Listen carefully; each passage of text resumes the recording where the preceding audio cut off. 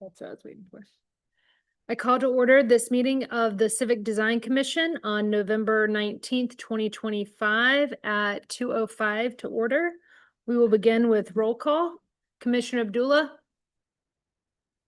I'm here. I'm present. Commissioner Carver, Present. Commissioner Winston is absent. Commissioner Ziegler, present. We do not have any approval of commission meeting minutes at this time. There are no correspondence or briefings, so we will move into hearing and action.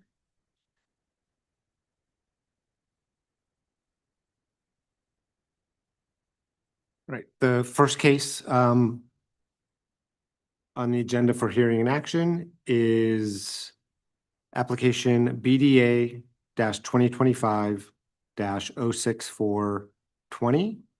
This is an application for the revitalization of McKinley Park. The scope includes enhanced circulation, making a direct connection to Haberman Pavilion and existing trails. Level lawn space for informal gathering, a small pavilion structure, and additional seating areas for gathering, education, and contemplation. Improved drainage through stormwater conveyance swales is also included, as well as additional plantings and creating opportunities for public art. A development activities meeting was held on October 16th. The overall application, presentation, letters of support, and the DAM report are attached to this report for the commissioner's review. And the recommended motion is that the commission approves this application. At this point, we can turn it over to the applicant. Can you please state and spell your name for the court reporter? Thank you. Yeah, thanks, Kevin. My name is Brandon Riley, BRANDONRILEY, with the Pittsburgh Parks Conservancy. Would it be possible to get Carla Lukart promoted as well from Environmental Planning and Design to talk through some of this? Brandon, I'm here also. Oh, you're here already. Perfect. Yes. Just making Yes. sure. Awesome. Thank you, Commissioner, for taking the time to review this project. As way of a quick update, the Conservancy has been working in McKinley Park since 2011. In 2016, we completed a master plan for the entirety of the park. 2018, we implemented the first phase of it, which is Green Infrastructure Improvement Project just below Michigan Street, above this project. And now we are delivering on the second phase, or the next phase of work in the Community Grove, or in McKinley Park, which is to deliver the Community Grove. We have been engaging with the community on this specific project since March of 2024. We held multiple community meetings, we did site walks, we developed concepts about what improvements the community would like to see here, landed on a preferred plan, reviewed that with the community as well, and that is the basis of the plan that Environmental Planning and Design has been advancing since early this year, and is what we will be presenting to you today. So with that, I'll turn it over to Carla to walk through the details. Thanks, Brandon. My name is Carla Lukart, CarlaLukehart. So this is the whole presentation, Jonna. Is that correct? Rather than the 5 slides? I think it is.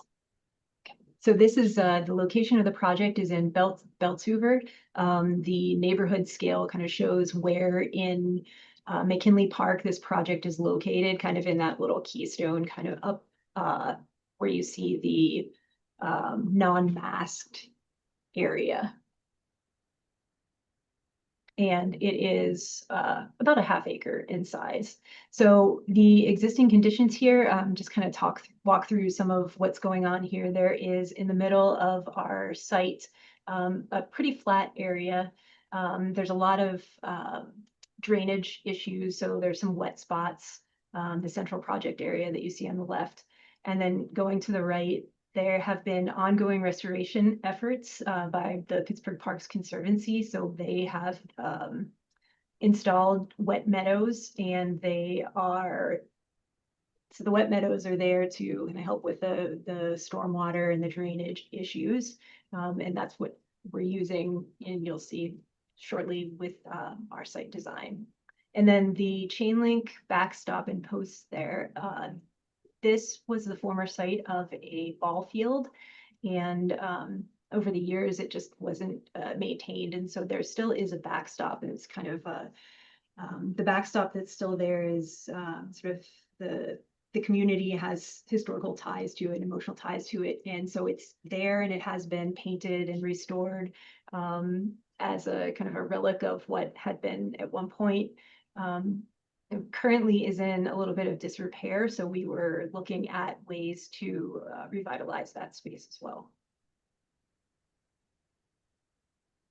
And so on the left, there is a boardwalk kind of transversing a stream area, wet area, into a seating area that's used for education. The benches in the lower left-hand corner are somewhat of disrepair and needing some updates.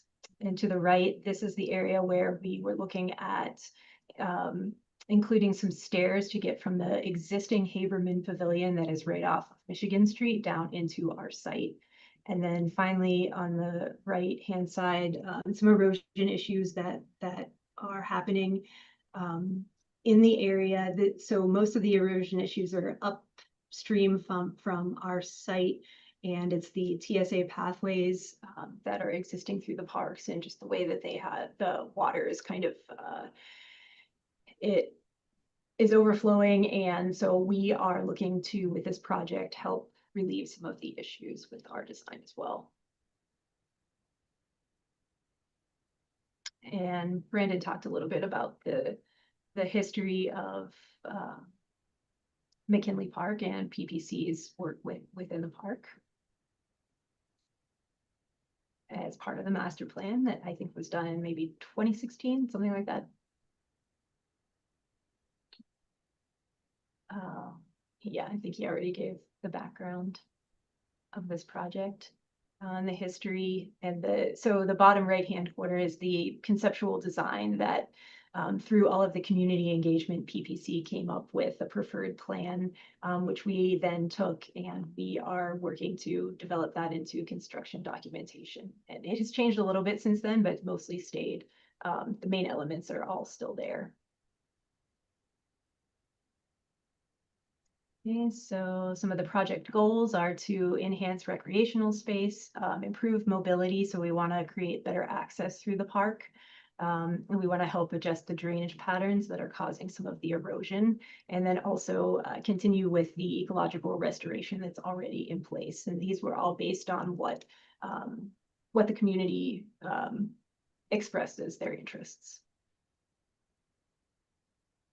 So I'll take you, this is the site plan that we've come up with, and I'll just kind of start at the top here.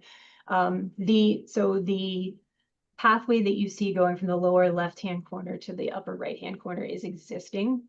And so everything that we're doing is beyond that. Most of it is inside of that area. So the walkway that comes from that pathway down into the open lawn area is to be TSA surface, just like in most of the parks here. The pathways, we're using a mix that was developed by Penn State that we use in a lot of our parks and recreation spaces. And in order to help with the drainage issues, we have designed swales, stormwater swales on each side of the path to keep drainage away from the path and direct it into the restoration area that's located just, it's actually west, but if north were up, if we were looking at this plan as north were up, it would be just south, just below the lawn area. And so we're also looking at regrading the lawn and trying to with regrading and redirecting some of the stormwater away from it, helping with the drainage area situation in the lawn. We're proposing a pavilion shelter that is hexagonal in shape on a concrete surface. So we have two areas here. The one is where the shelter is, and then one is to the right. It's another educational space. It's like a half moon. Those are proposed as concrete surfaces. There are some seat walls that you'll see to the upper right-hand, in the upper right-hand corner of the green space, the lawn area, and then another seat wall around the pavilion to kind of create a little bit of an intimate space. And then around to help define the lawn area.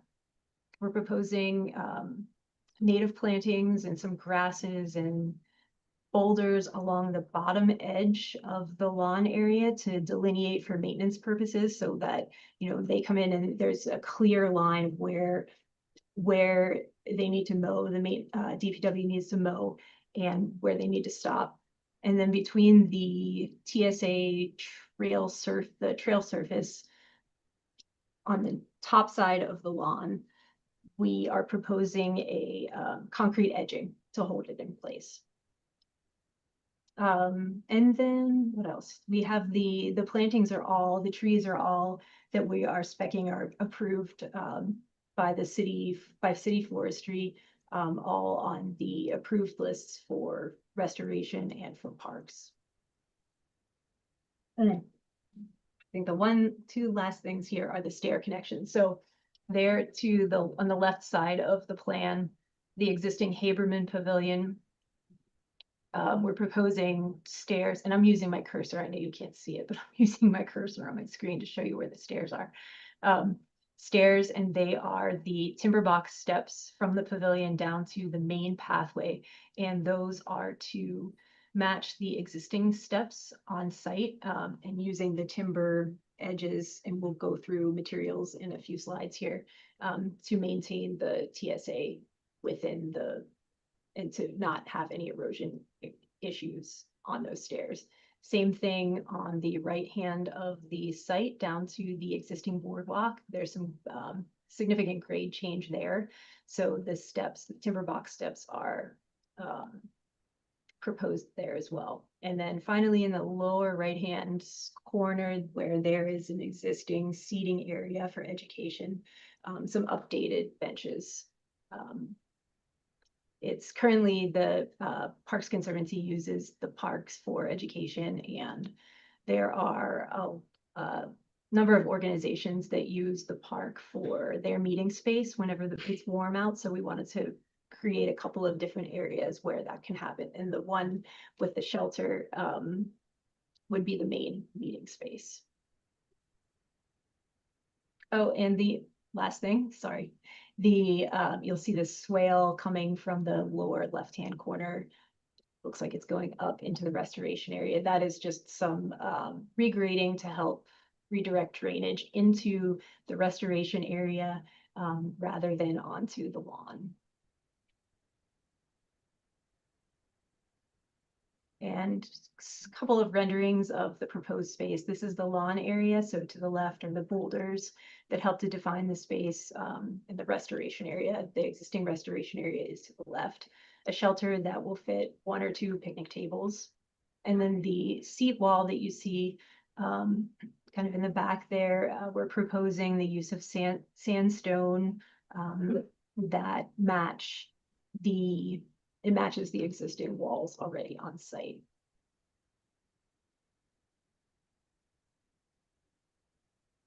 Again, this is a view from the shelter out into the lawn. So we're proposing the polygon wood shelter, which is what the city has been using in parks recently.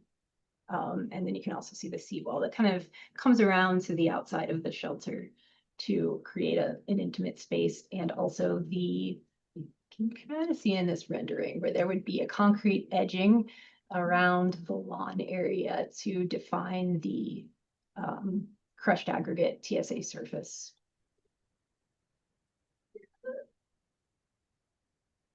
This is the lower educational space that we're proposing. So the blue posts that you see are the posts for the existing backstop. So one of the ideas that we had was because the fence fabric is kind of in disrepair, there's some holes through it, to remove those, to keep the posts, and then kind of have that as a canvas for a future art project. So this would be something that the community would work with the city to develop an art installation, and this would be a completely separate project that would probably come back through here at a later time. But the learning space would be a concrete area for, any kind of learning, education, and even interpretive signage in the future.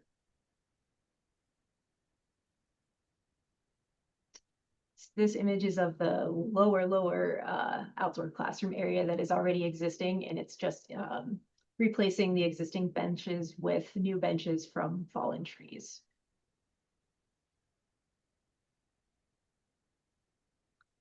The proposed plant list, so the trees listed again are all from the city's approved lists for restoration, and this list came from the forestry and horticulture department of PPC. So some of the materials that we're proposing, the trail surface aggregate, again, to be used for the walkways. This is the standard in most of the parks here on the trails.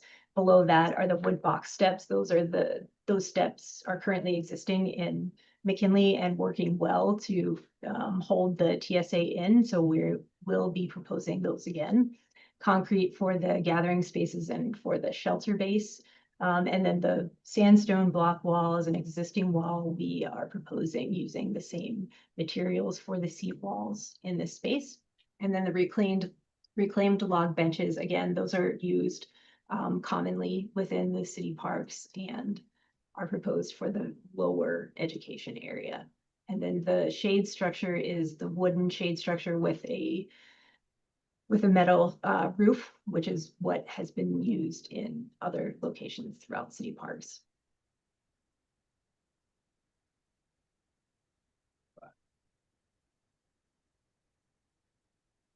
Great. I think that's it. All right. Thanks, Carla. Thank you. Is there any public comment? No hands are raised. Okay. At this point, we'll open it up to questions from the commissioners. I will open it up. This is Lisa or Commissioner Carver. One of my preliminary questions was about lighting, and I saw that also came up quite a bit in the development activities meeting. I think some of the responses were that you would consider it. Can you provide an update on, since that meeting, if there's been any exploration into potential lighting for the spaces? Yeah, we've reached out to our partners at DPW to see if it's possible to add solar powered lighting, if that's anything that the city has done before. Another thing we're trying to understand, and this might be a conversation with public safety, is I think part of what we're struggling with is when are lit spaces usable and when are they not. And by having a light in a section of the park that you can't see from the street, does that imply that you can use it in the late hours? So we're still trying to figure out the kind of the regulatory requirements of that in terms of policy and enforcement of policy.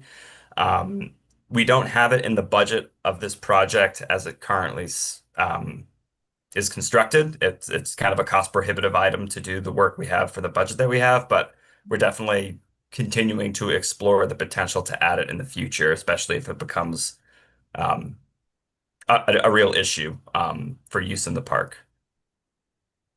Okay, thank you. And then also, I saw in the development activities meeting notes about educational signage. Has any development happened with that since that meeting? I think you said you were open to exploring that as well.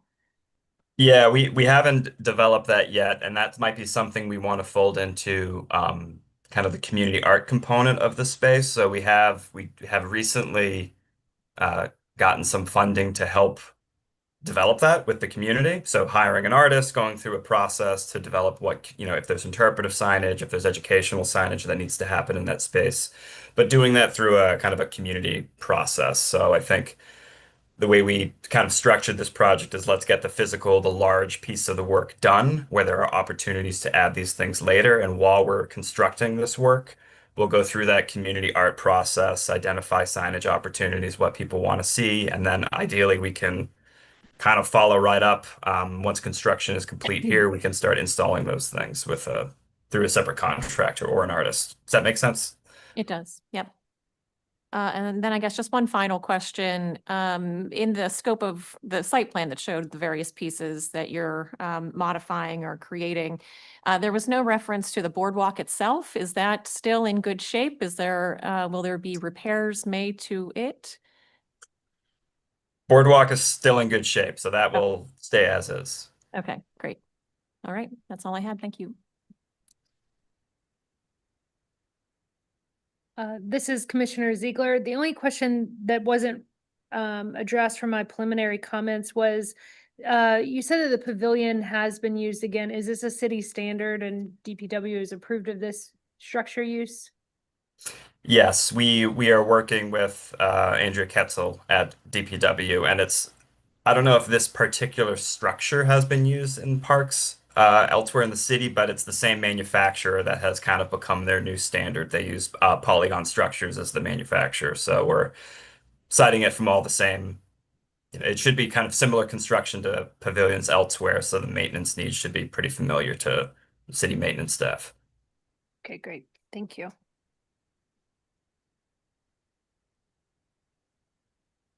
Any other questions at this time? Okay. Do we have a motion to approve? I will make a motion to approve as presented. I second that motion, Okay, Commissioner. all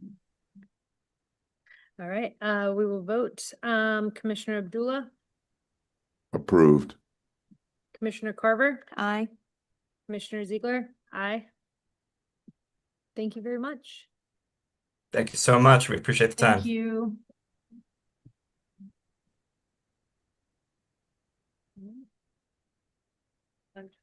Right, this next presentation will hold while we promote our applicants and have a sound check.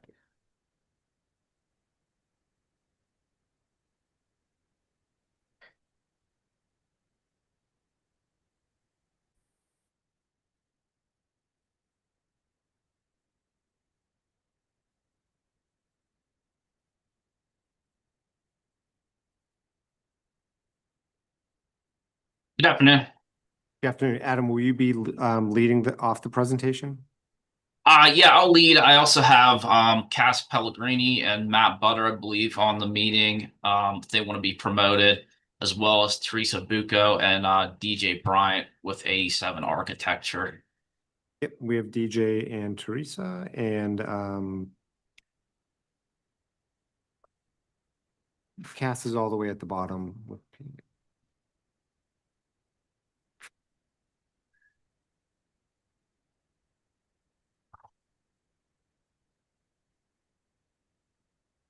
I think we're almost there.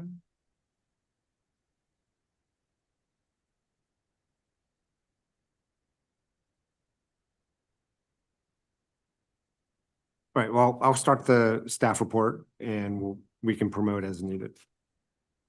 Okay. This next application is for improvements to Cowley Goatman Recreation Center.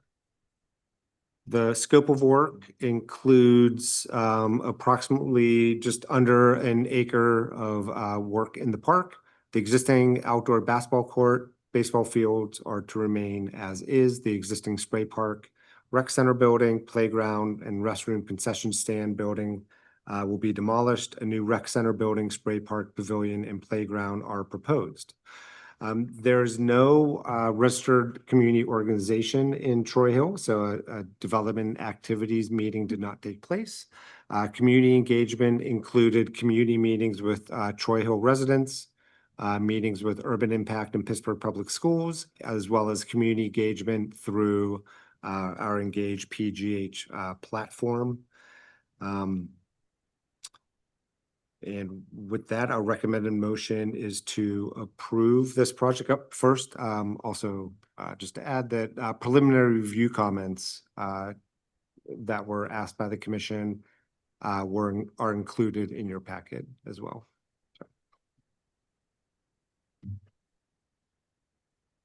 With that, I'll turn it over to the applicant. Thank you.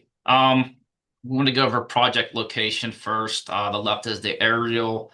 The right side is the topographic map. We're on the north side. This is in the Troy Hill neighborhood of the city. The street that we're on is Getman Street, and this is Cowley Getman Park. Next slide, please. These are some images of the current park location. As Kevin indicated, our site is only an acre. So the green basketball court is not in our project area. Currently, there is a spray park that is operational and being used in the summertime. There is a concession and restroom building that serves the park and baseball fields during summertime activities. The restrooms are closed for the winter. The picture on the bottom right is the current abandoned Cowley Getman Recreation Center.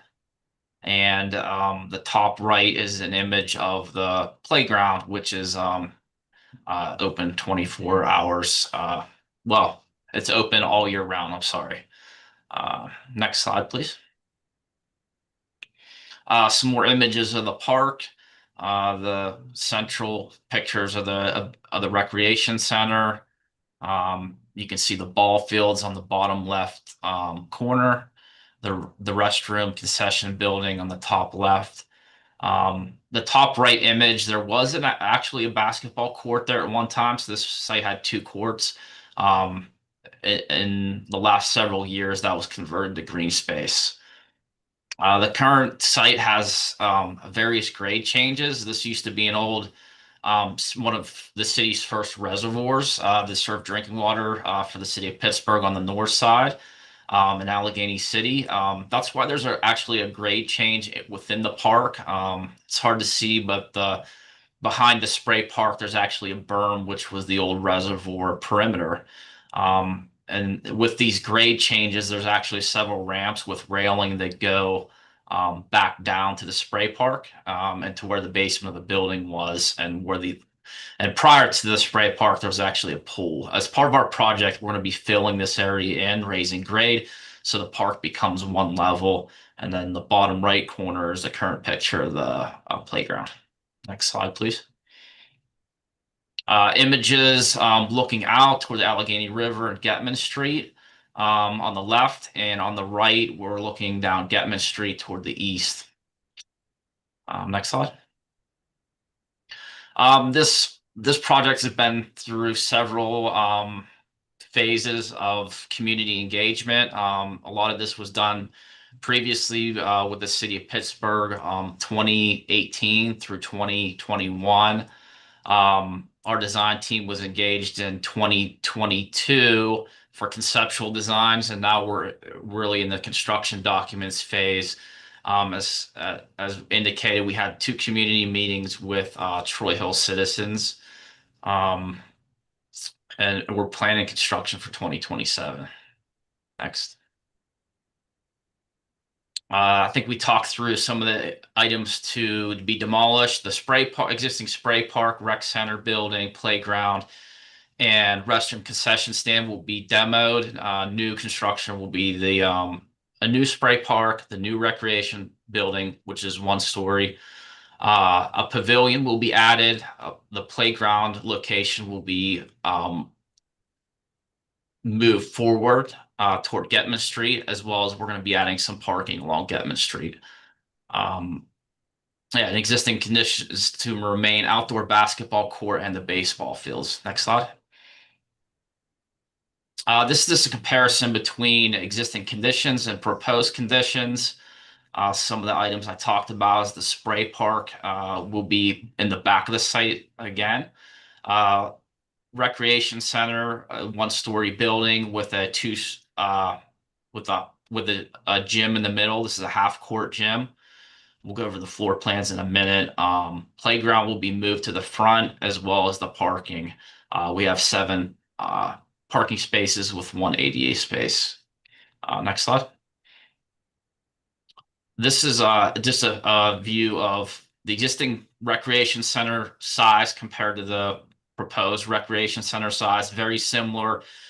The old recreation center had a basement, and it was a multi-story building. This is a 1 story building with a half-court gym. And the concession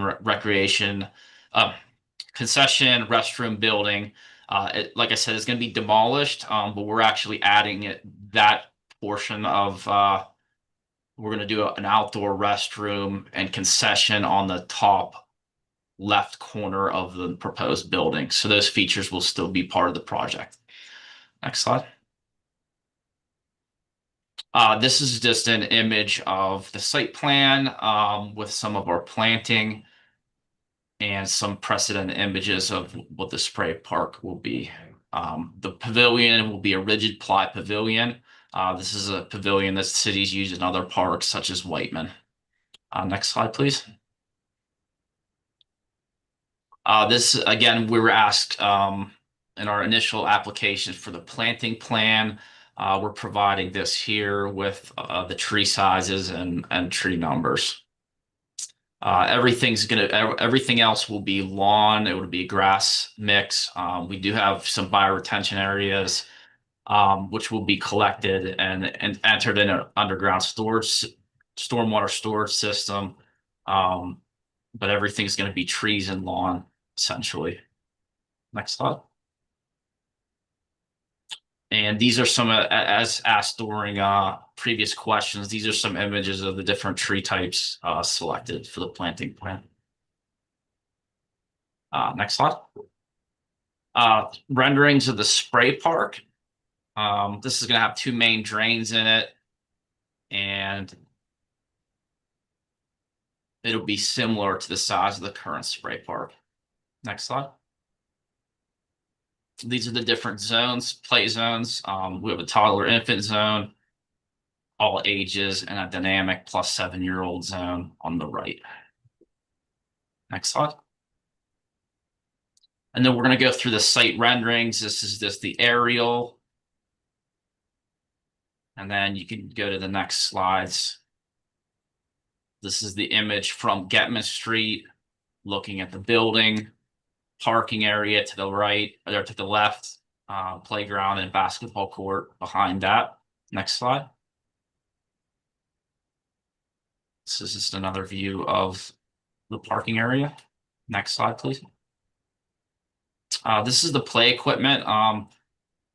The big structures are actually all 3 structures here shown, except for the swings, will be reused. So these are currently on the site now. Those will be salvaged, removed, and relocated. We are going to put a new bay of swings. There will be new equipment. Pittsburgh standard park benches surrounding the playground. And we will have some integrated site lighting throughout the back of the park. These are the city standard acorn light poles. Next. Behind the playground is our pavilion. It's a 24 by 28 rigid ply pavilion. Next. And then the spray park in the back. We have 3 shade structures with picnic tables behind those, under those. That's the back of the site.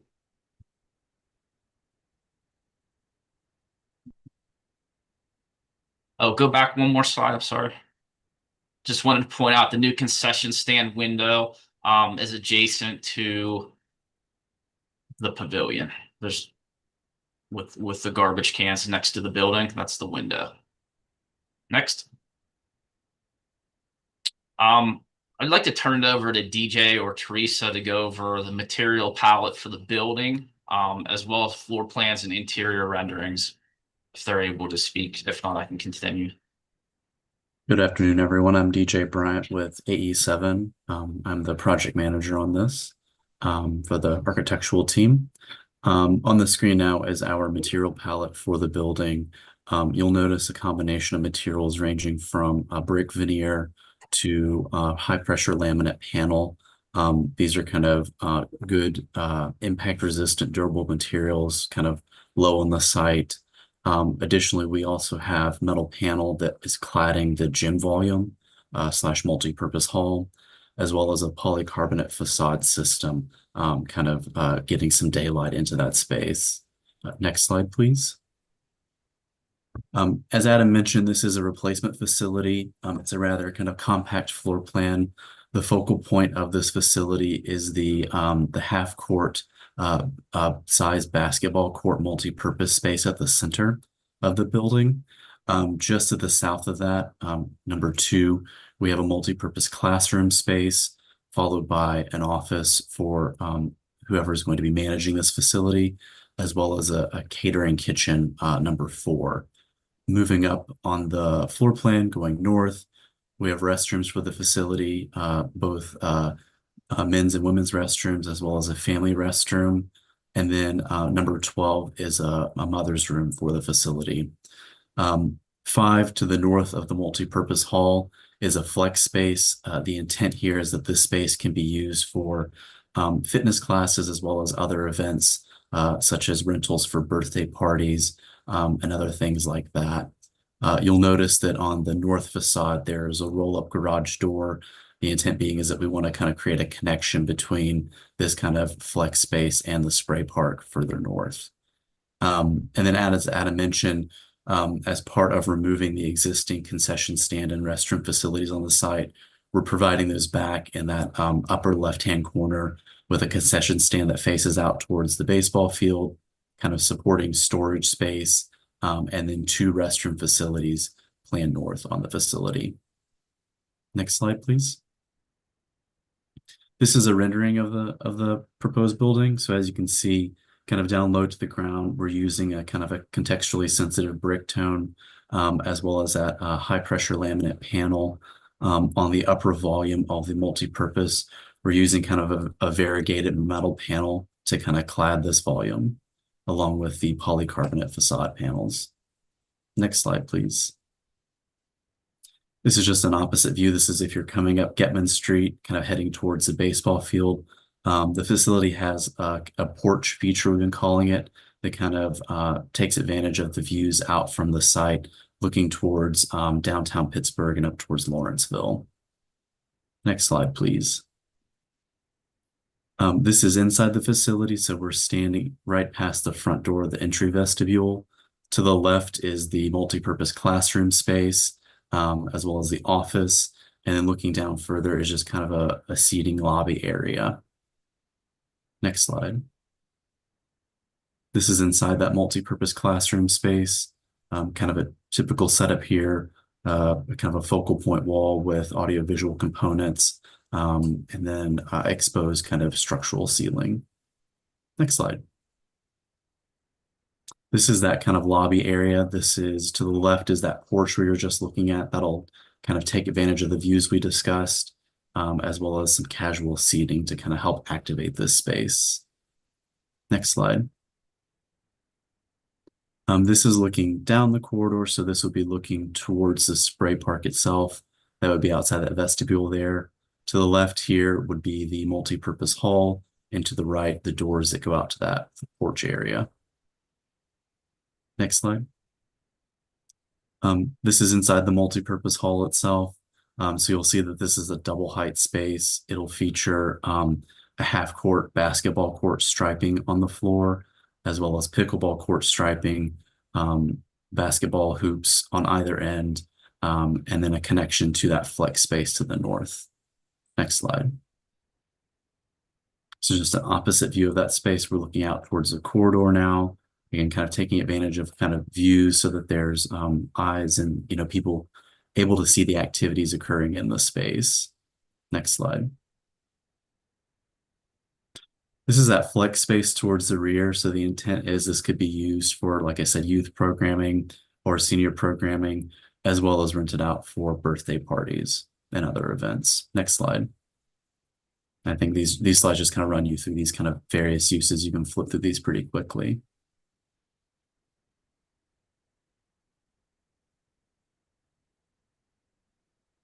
That's it. Thank you. Okay, great. Thank you. Is there any public comment?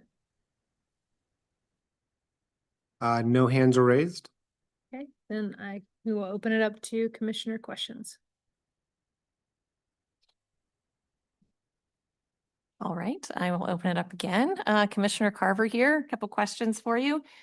In particular for the interiors of the rec center, have you given any thought to abuse-resistant materials inside, in particular wall protection, corner guards, anything a little more robust than maybe your typical?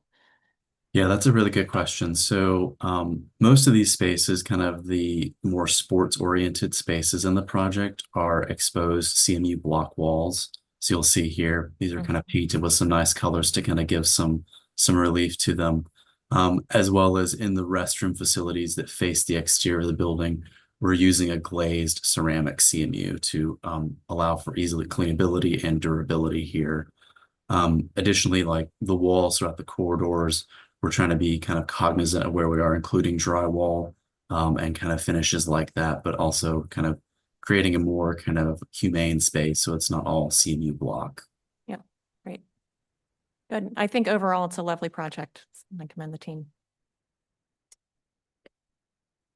A couple questions on my end. The rain garden mix, can you speak to the varieties that are in that, how it's going to be planted?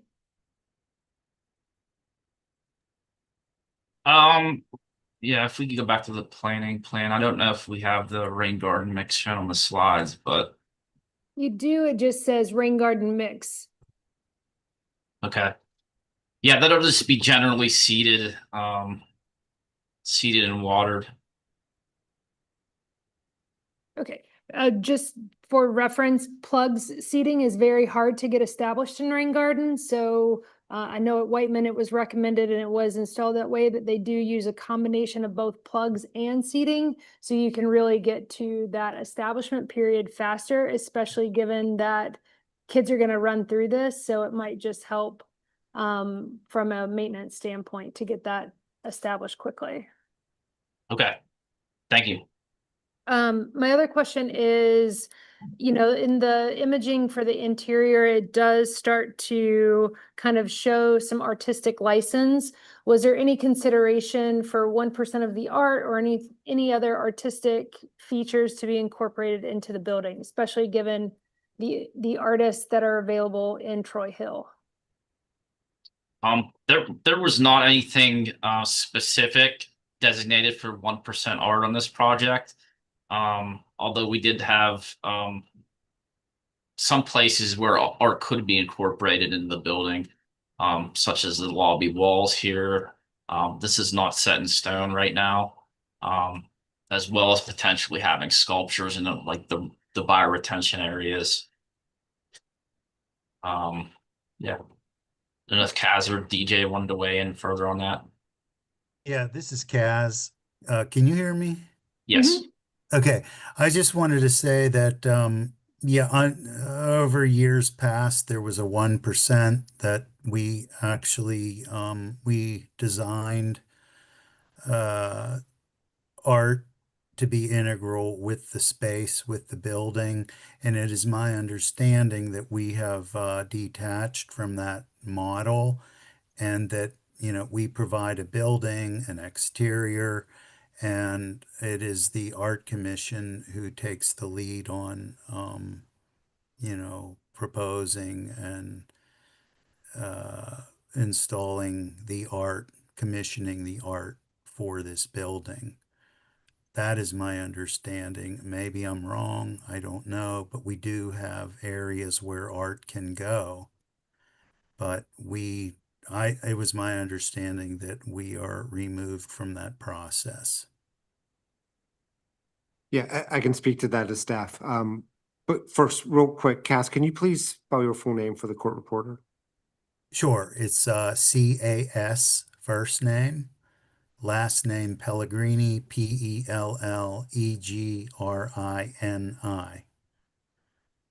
Thank you.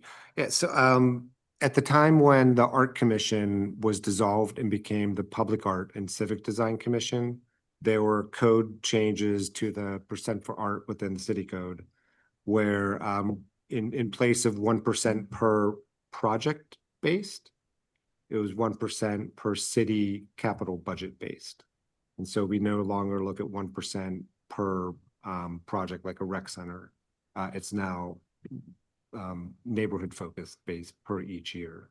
But that said, I think if potential places for art are identified within the new rec center, although that 1% isn't funded, if spaces are potentially reserved in the future, we can potentially work with Troy Hill residents to, highlight local artists or, some other kind of program. So definitely we, as Public Art and Civic Design Commission staff, can work with DPW and the local resident groups to look at that in the future. Yeah, and if I can add to that, Kevin, where we did have some control, and was requested by the community in several meetings, was to salvage parts of the existing building, which the building is near and dear to the community, especially the older residents. And there are places where we've taken limestone, limestone signage that was on the building, and pretty decent, pretty good in size too. And we've reincorporated that into the site. So though it isn't technically art, we've taken remnants from the building exterior facade and incorporated them into the site design. And so you will see Kali Getman Rec Center. You'll actually see that near and adjacent to the rain garden. I don't think that was discussed here, but the community was all for that.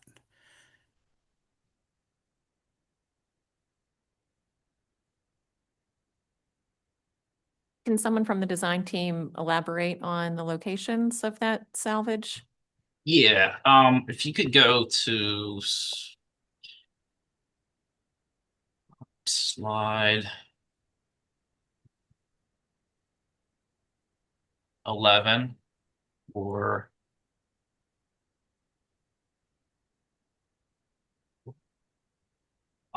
the linear bioretention area, just to the left of the pavilion.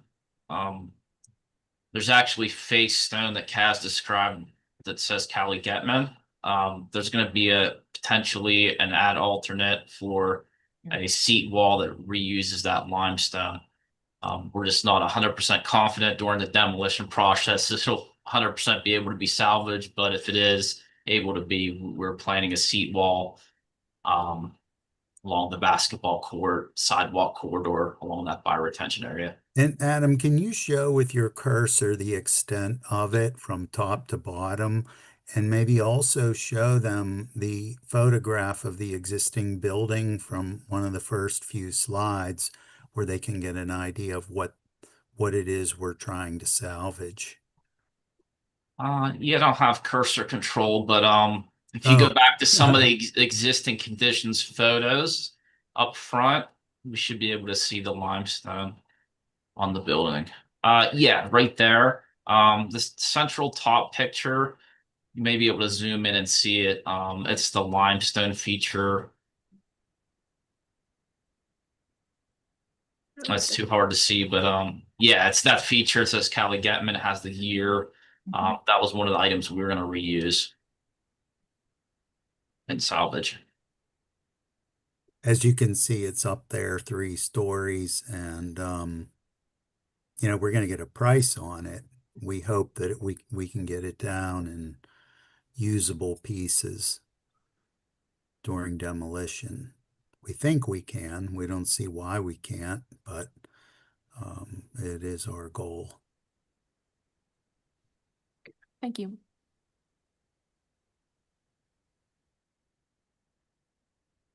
Commissioner Abdullah.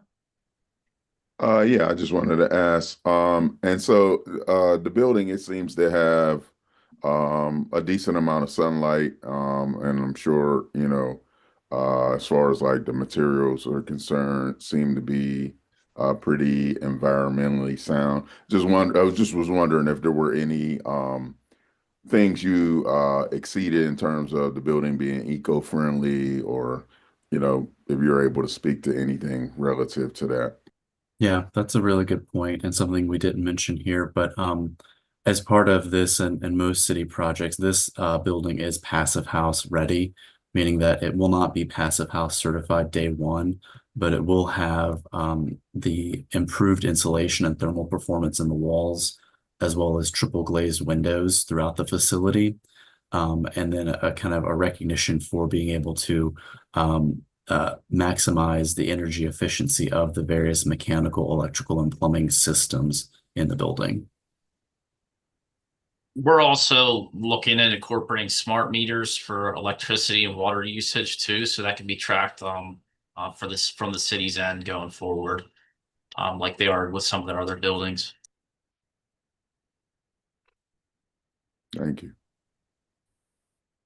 This is Commissioner Ziegler. Can you speak to, given that this is in a park and this building will come down, can you speak to how you will address the safety concerns of air and dust? Given the age of the building, there's probably some environmental contaminants with inside the building.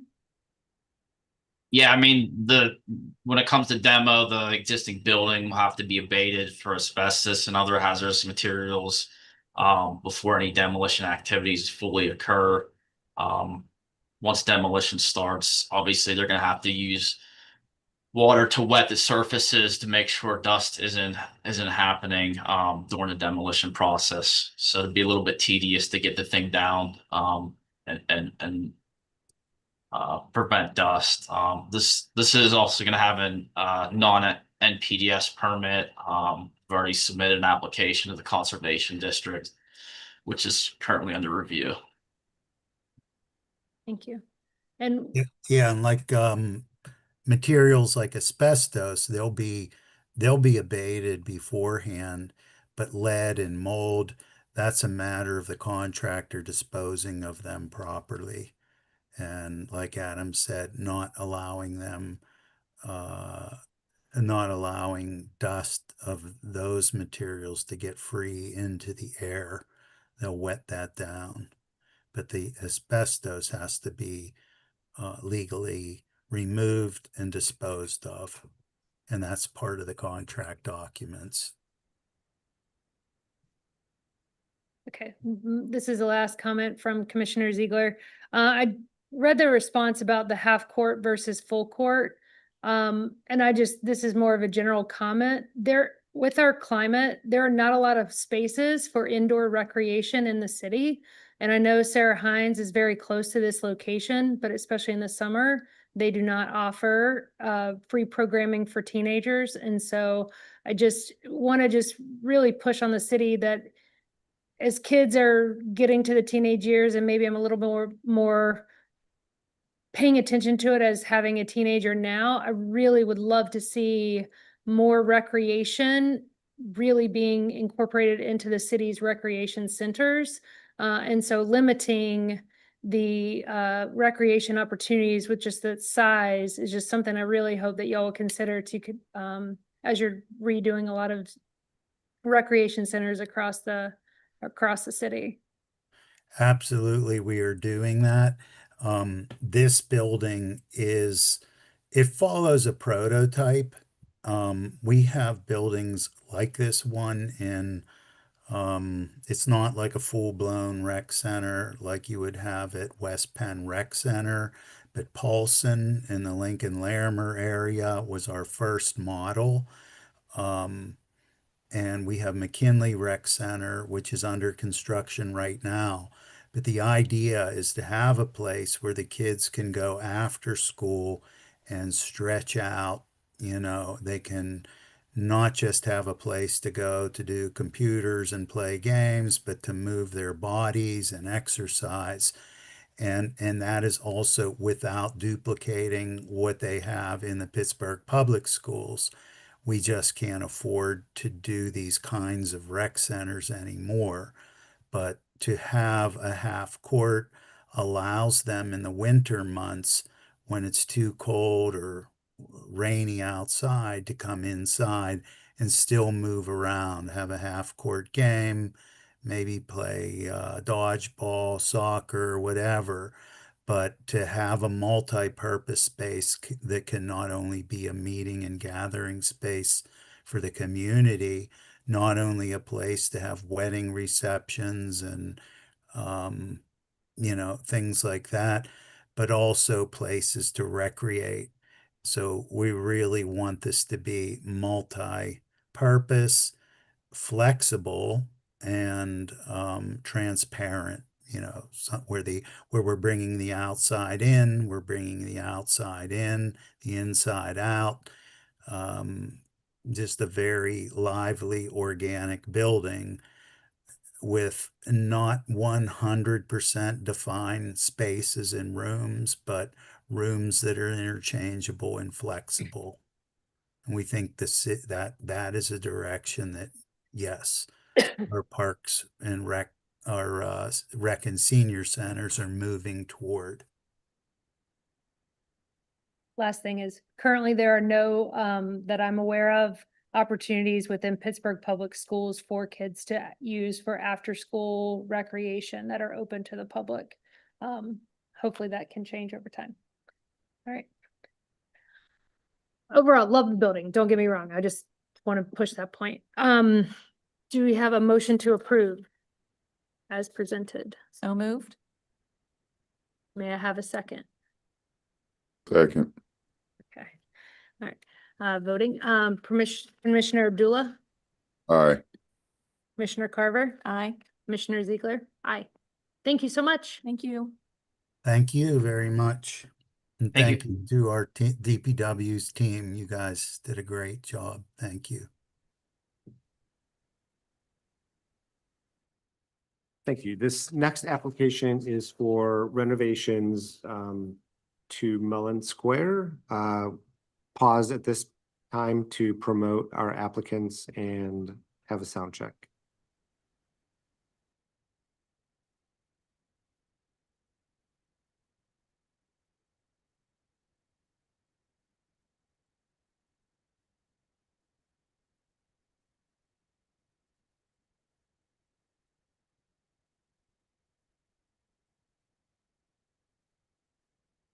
Good afternoon, David. Brief sound. We can hear you. Are you taking the lead on the presentation? I am, thank you. Great. I'll read in the staff report and then we'll turn it over to you for the presentation. Very good, thank you. Great. So this is application BDA 2025-08168 for the installation of restroom and renovation of storefronts along the Smithfield Street side of Mellon Square. Development activities meeting was held with the Pittsburgh Downtown Partnership and the Downtown Neighborhood Alliance. That report is included into the staff report. The preliminary review responses are also included in the staff report. With that, staff recommends that the Public Art Committee approves this application, and we'll turn this over to the applicant to make their presentation. Great, well, thank you all very much. My name is David Wells. I'm an architect with RM Creative Architects. We were approached by Desmond, who is also a architect and engineering firm, via the Pittsburgh Parking Authority, to assist them with providing some public use toilet rooms associated with the Mellon Square garage renovation project that they have underway. In looking through and meeting with the users associated with this, they had identified a portion of the existing storefront facade area along Smithfield Street to accommodate these toilet rooms. We went through several iterations of various groupings of toilet rooms and determined that a pair of single occupant toilet rooms was the most appropriate application. And then we looked at how we could create some contextual connection with the existing Mellon Square Plaza and Park, which is, as you can see, a very prominent site in the center of the city, somewhat of an oasis for many people. Next slide is fine. And so we did study the area a little bit, and we took into consideration some of the materiality and some of the design aspects that you find here. Next slide. As all of, I think you know, the Smithfield Street corridor is undergoing a sort of a renewal process, and the Pittsburgh Downtown Partnership is very much involved in looking at ways to spruce up this Smithfield Street corridor. This is the current elevation of this storefront facade area, which has been vacated and is now being sort of geared up for renewal. Next slide, please. So we're proposing this end component. I think it was formerly a GNC storefront at one point. Recessing the entrances to the toilet rooms back so that the doors don't swing into the public way or to the sidewalk. And we were looking at various materiality components, and we appreciated the granite that is on the majority of the vertical surfaces of Mellon Square as it stands now. And we wanted to do something that could allot for some patterning and identification to create a sense of place for the new toilet rooms. And so we landed on a fine aggregate panel that's used a lot in Europe, but allows for the ability to create some interesting shapes and patterns. We had a slightly different pattern, but in talking with folks at PDP, they pointed out that we had created a W, and wouldn't it be nice if we could create an M to signify Mellon Square? And so we took a look at that, and we were able to modify our design and incorporate that element. And I think it's very successful. The doors leading in and frames are a stainless steel product. The Stenti panels are vandal resistant and come with a anti-graffiti coating. We're providing new lighting, and then of course the new toilet rooms are, as I said, single occupant toilet rooms. The doors have an access control system that we're working with the city on that, and they are looking into how they want to actually control the access to the toilet rooms. They haven't come to a finalized conclusion on that yet, but still working on that. Next slide. This is just a close-up of the Stenti wall panel material that we're proposing. And we literally just got the other day some granite samples, and we found a very close match to the granite that's on the current facades. And we'll be utilizing that on the what I would call the end walls of that opening. So the Stenti panels are just on the one facade wall where the doors are. Next slide. This is an overall elevation of the three exterior components. And the item in the center is our Stenti panel. And then the two flanking elevations are the granite to match not only in size and shape, but also as close as possible to the granite that was currently there. Next slide. This is just an opportunity to see the layout of the two single occupant toilet rooms. We were taking lessons learned out of our healthcare practice and behavioral health projects. We have sheet flooring inside the toilet rooms, floor drains. We have a hose bib outside of the toilet rooms. We have anti-ligature fixtures inside the toilet rooms. And we have full base to ceiling wall panels from Ultro with an anti-graffiti coating as well. New vandal resistant lighting, but still attractive and trying not to look institutional. The fixtures, although they are constructed of a stainless steel material, they do have a porcelain enamel coating. so they don't look like stainless steel fixtures. Next slide.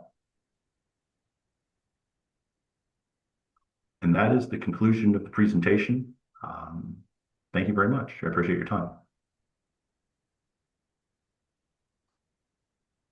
Is there any public comment? There are no hands raised online. And none in the room. And we will open it up to Commissioner comments or questions.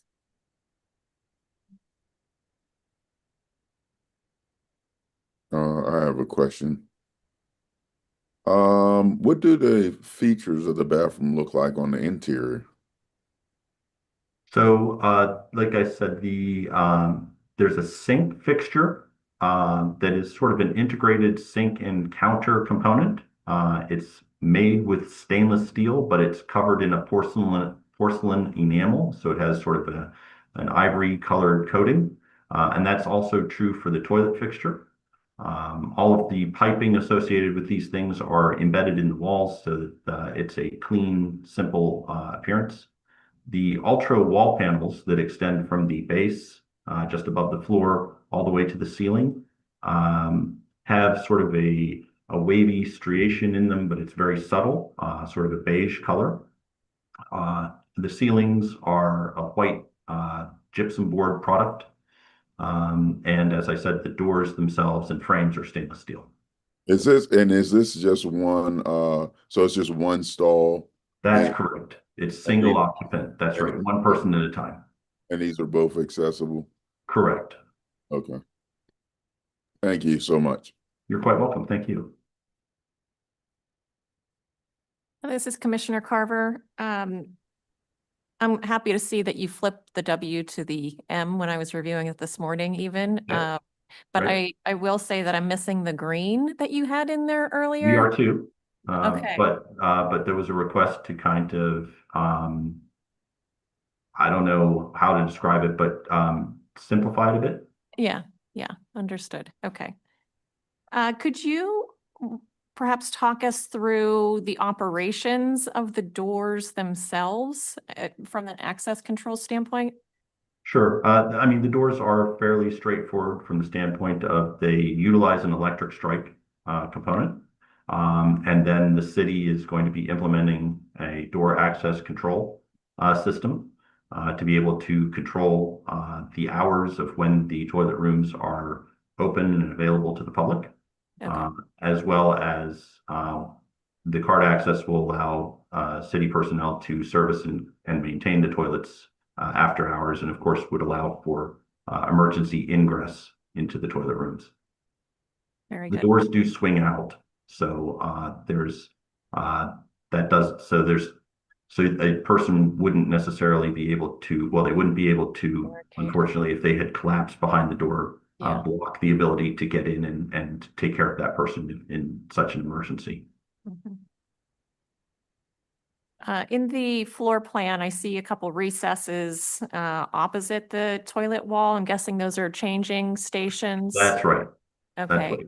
Has there been any consideration for adult size changing? It was talked about briefly, but not pursued further. Okay. I would recommend reconsidering if possible, just for a more universal design aspect. Okay. Commissioner Abdullah? Yes. So, and then, I guess, do we know, is it Pittsburgh Parking Authority who's actually gonna monitor those? Cause I know just from not that anyone will go in there and actually stay long term, but Correct. different people where that could be a possibility. So is it the Pittsburgh Parking Authority that will oversee that to ensure that, basically they're being used overall properly as they should? Yeah, the various city departments, and we met probably about 10 days ago, are in discussion right now as to who will be responsible for these toilet rooms from the standpoint of monitoring them, servicing them, etc. and they're still working through the details of that. And I don't get included in all of those conversations, unfortunately.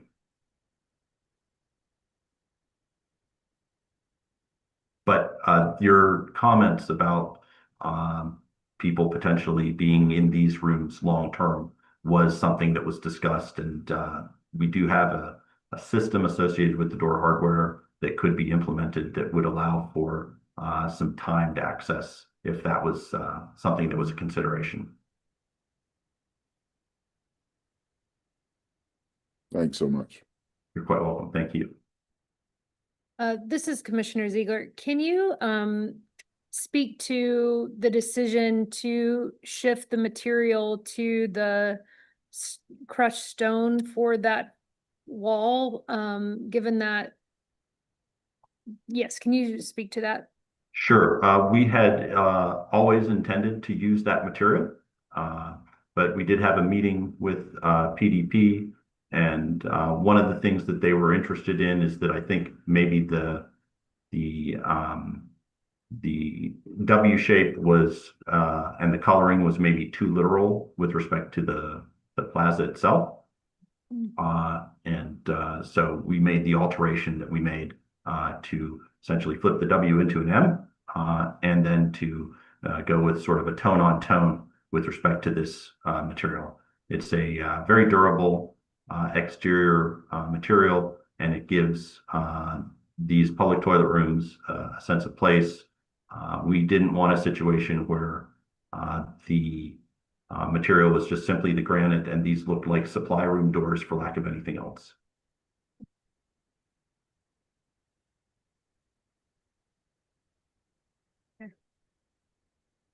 I guess I just don't love it. I think just because of the materiality of the sidewalk right there, it just seems the same. One of the things that we've talked about with PDP is that they are looking at alternate materials for the sidewalks along there. And we said that we would be happy to incorporate whatever alternate material they proposed for those sidewalks. Okay. Yeah, as staff, I think I can speak to that. Yeah. A while ago, can't remember how far long ago, but when PDP had a briefing in front of the commission for Smithfield Street, I think one of those big picture design ideas was that the sidewalk along Smithfield Street, adjacent to Mullen Square, would have a different sidewalk treatment to try to make linkages between the sidewalk and the overall square. All right. Then I retract my previous comment. Commissioner Abdullah. Yes. And will there be any signage on the door, and will there be any adjacent signage to demonstrate that, you know, there are bathrooms or public restrooms available? Yeah, certainly we've provided, and it's not obvious in the elevation, but we've got some signage at each door. And although we haven't specifically talked about it as part of this architectural scope, my assumption is, and we'll talk about it more with the Pittsburgh Parking Authority and the other city departments, if there's any additional signage that they want to utilize to let everybody know that there's public toilet rooms available. Okay, thanks so much. Certainly. All right. Any other questions, comments? Okay. May I have a motion? Do you have another? Yeah, just one more question. I'm sorry. Mhm. Commissioner Carver again here. The rectangles above the doors, is that lighting? Yes. Okay. Yeah, there's lighting in the soffit above, as well as those lights directly above each door. Okay. And then also lighting at, like, I'm gonna say at the points of the triangle or So the points of the triangle, obviously because of the materiality, we were going to use sort of small stainless steel triangles in there. Got it. Okay, thank you. Mhm. May I have a motion to approve as presented today? Second. Okay, I will motion to I guess approve I as, guess I'll make a motion. I'm sorry. To approve. I will second. Commissioner Abdullah, Aye. Commissioner Carver, Aye. Commissioner Ziegler, aye. Thank you very much. You're quite welcome. Thank you all very much for your time. Thank you. Okay, this next application is PACD 2025 0010. This is a multiple city departments including DOMI, DCP, and DPW in partnership with Duquesne Light and the Pittsburgh Parking Authority to implement a three-pronged community-focused strategy to increase the availability of publicly accessible electric vehicle charging at community parks, community parking facilities, and community curbside. I almost said that in one breath, but I didn't make it. This application is for the approval of city standards related to those EV chargers. There's multiple phases to this installation. Phase 1 consists of 4 city parks and 2 parking authority lots. Phase 2 consists of 3 parking authority lots and 12 right-of-way locations. Just for clarification, the commission will not be looking at the parking authority lots. Those would be through a different approval. So staff recommends that the committee approves this application with the following condition. We're still awaiting letters of support. So final approval will come when we receive all letters of support from community stakeholders. With that, we will turn it over to staff for the presentation. Hello, my name is Ali Azzarello, ALLIEAZZARELLO. I am the Sustainability and Resilience Planner in the Department of Civic Planning. I'm also working with Mickey Beckian, who is the Policy Analyst in DOMI project. I'm going to give some quick background about the project and then go into the guidelines that we're seeking city standard approval for. So in 2021, the city published the EV strategic plan, and that plan set forth the city's mission for public EV charging. And that mission includes enabling the market by encouraging private investment where possible and where demand for EV charging is greatest, filling market gaps, particularly ensuring charging is available for those with the greatest barrier to charge, and providing and managing EV charging in a financially sustainable manner.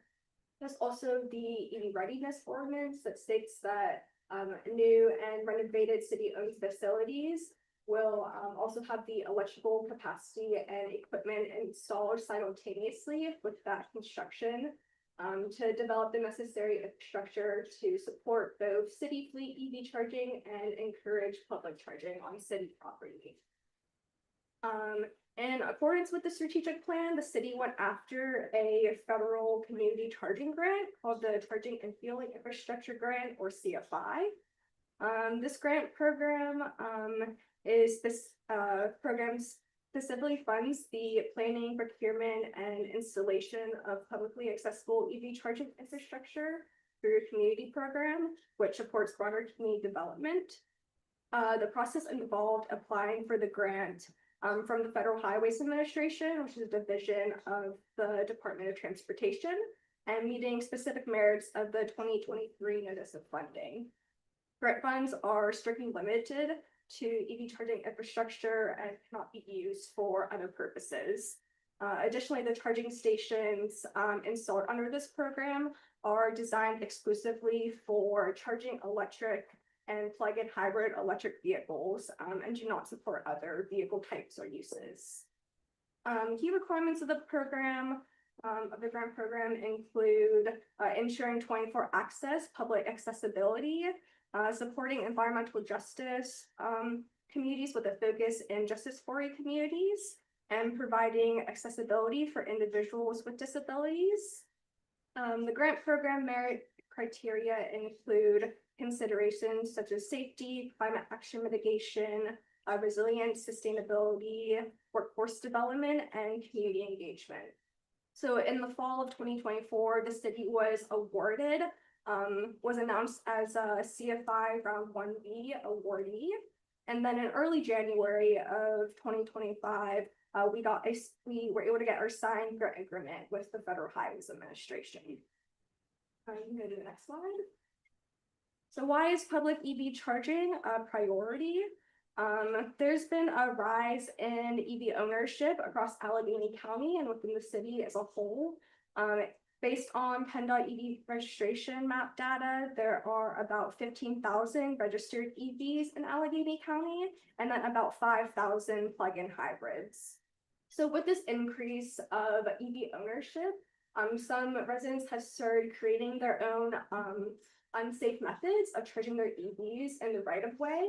As outlined in some of these pictures, you can see like unpermitted stub-ups coming out of sidewalks, electrical cables coming out of second-story windows or across people's sidewalks and driveways. Some of the pictures at the top also you can't see as well, but they show people putting up their own EV-only parking signs, taking the Pittsburgh lawn chair and extra stuff. And with these cables, coming out of like people's windows and other houses and garages, we just don't know what outlets those are plugged into in these people's homes, what the electrical capacity of those outlets are, or what else is even plugged into them. So as EV ownership rises, we want to provide, publicly accessible EV charging. Next slide. So the federal CFI grant will enable us to deploy 100 ports across 21 different locations. I'll just reiterate this quickly, but the 21 sites are broken up into 2 different phases. Phase 1 is for city-owned community parks, and then 2 parking authority-owned surface lots. And then phase 2 includes the remaining 3 PPA surface lots and 12 curbside right-of-way locations. Our original implementation timeline was to have phase 1 site starting construction towards the end of Q4 of 2025, and then phase 2 implementing around Q3 of 2026. And I say that was our original timeline because we have recently reached an impasse. One of the grant requirements is by the feds is to do environmental review called NEPA. And we completed all of our necessary NEPA paperwork and submitted it to our local Federal Highways Administration office. That outlines that this project will not affect or cause any harm to the environment or endangered species. But due to the federal administrative review of the CFI program, we're waiting to hear back from the feds on approval, the NEPA approval. And they haven't given us a timeline on when we'll receive that approval. I think it's, out of our local office's hands and now to their headquarters. But that NEPA approval is required for us to continue from here going forward with the rest of the project. You can go to the next slide. So this map shows the proposed charging locations for the project. In orange are the community parks, the blue are the PPA surface lots, and the green are the right-of-way locations.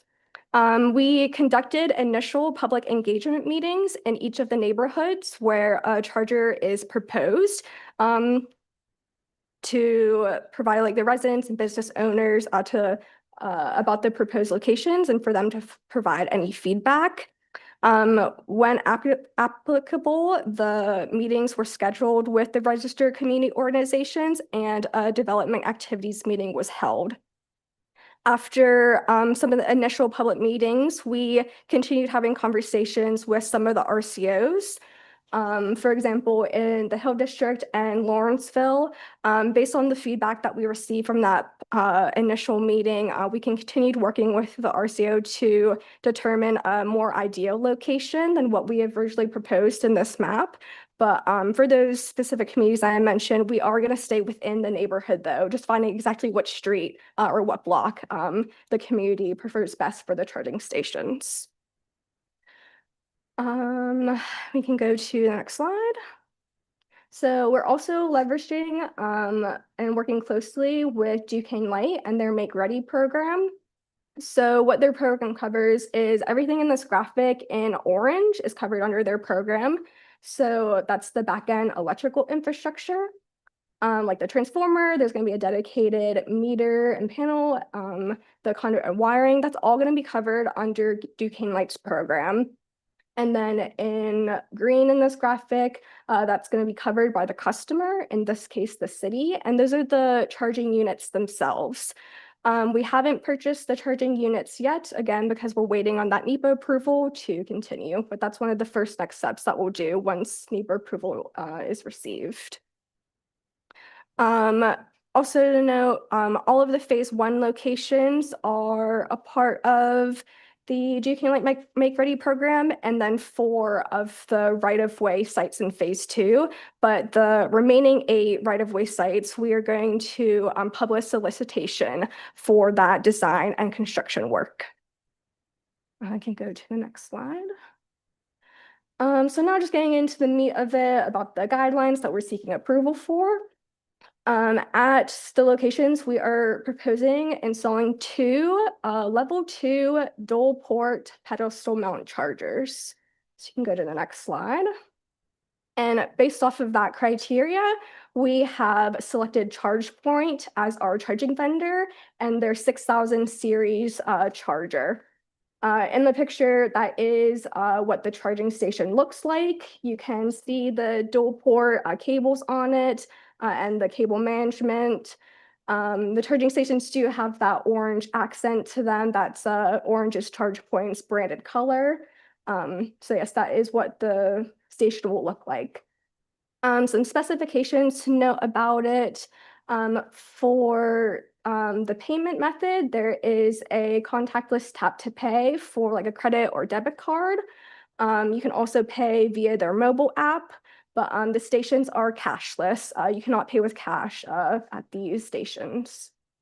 For the connector, there are 2 main ports and connectors that for electric vehicles, the J1772 or the NACS ports. We are going with the OmniPort option from ChargePoint, which allows their charging stations to be compatible with both that J1772 and the NACS. For the power level of the chargers, again, we're going with the level 2 chargers, but there's even different like higher and lower power levels within that level 2. And we are going with the higher level, the 19.2 kW. And again, we're looking at the dual port pedestal mount. And for the cable length, we're going with the longer 23-foot long cables. And then another requirement from the Federal Highways Administration is that the units be Buy America compliant. That was probably one of our bigger constraints in choosing a vendor and their product. So ChargePoint was one of those vendors that had that Buy America compliant stations. Can move on. So I also want to note too, like I said, we haven't purchased the charging stations yet, but when we do, we will also be purchasing a maintenance and warranty package for 5 years through the vendor. And then also within the grant program time period, which is that same 5 years, any potential revenue generated from the charging stations has to be put back into charging infrastructure. So for example, maintenance for the charging stations. This is a schematic of what the charging station looks like. They're about 8 feet tall and then about a foot wide, and they come out to like 168 pounds in weight. For the pedestal base or the pad mount design, we will be placing them behind the curb, where if it is going on the sidewalk, if there is a curb, it will be behind the curb on the sidewalk. And then the pedestal base dimensions will be a 2 by 2 foot, so with an area of 4 square feet. Next slide. These are images of different parking configurations and where the charging station will be placed depending on the configuration. Because we do have like several different types of locations, like the surface lots or like some parallel parking in the right of way. So for that top one, it's just showing again the charging station behind the curb in the center of those two parking stalls. And then on the right, that's for the angled parking configuration. One of our sites, it is angled parking. So that's showing centering the dual port charging station on the right stall, so setting it towards the right stall. And then those arc C outlines how far the 23-foot long cables will reach. So sometimes the port on the cars, they're in different areas of the car. So with those longer cables, it ensures that whatever version of EV that you have, that the cable will reach and you'll still be able to plug in. For the bottom edge, that's for the parallel parking configuration. Again, the station will be installed in the center of those two stalls. And again, this is where the 20-foot long cables come in as a recommendation from ChargePoint 2, just to ensure that you reach the ports on the car. And yet again, we're going with the 23-foot. Next slide. So the next few slides are going to be some pictures of the back-end electrical infrastructure. These pictures specifically are located in Swissvale, and this project did go through Duquesne Light's Make Ready program. I note that this is in Swissvale because it's outside the city limits, so how it's exactly configured in that little nature strip of the sidewalk, that isn't exactly how it will look for ours, because there are different requirements within the city limits. But that's just a good example of what this like racking component may look like. And then the little schematic is showing the pole where the transformer will be, and then like that racking again, and then the two charging stations next to it. Go to the next slide. More pictures of that racking, just like different configurations of what they may look like. And this type of racking is the most feasible based on cost, and it will be used at the sites that require it. For the next slide, this is some of the preliminary review comments that we got was about the look of this electrical infrastructure. So I reached out to Duquesne Light about some covered options, and this is what they shared with us.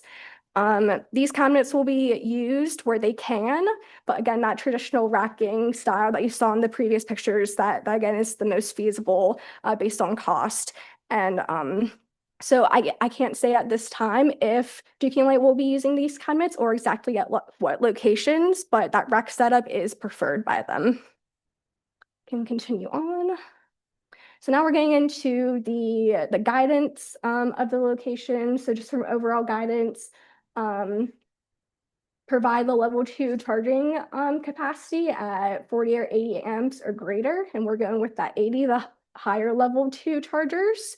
Also comply with regional or local standards for the electrical connectors to make sure that J1772 and the NACS chargers that you're complying with those. And again, we are going with that. And then community engagement requiring it before deployment of charging stations. Next slide.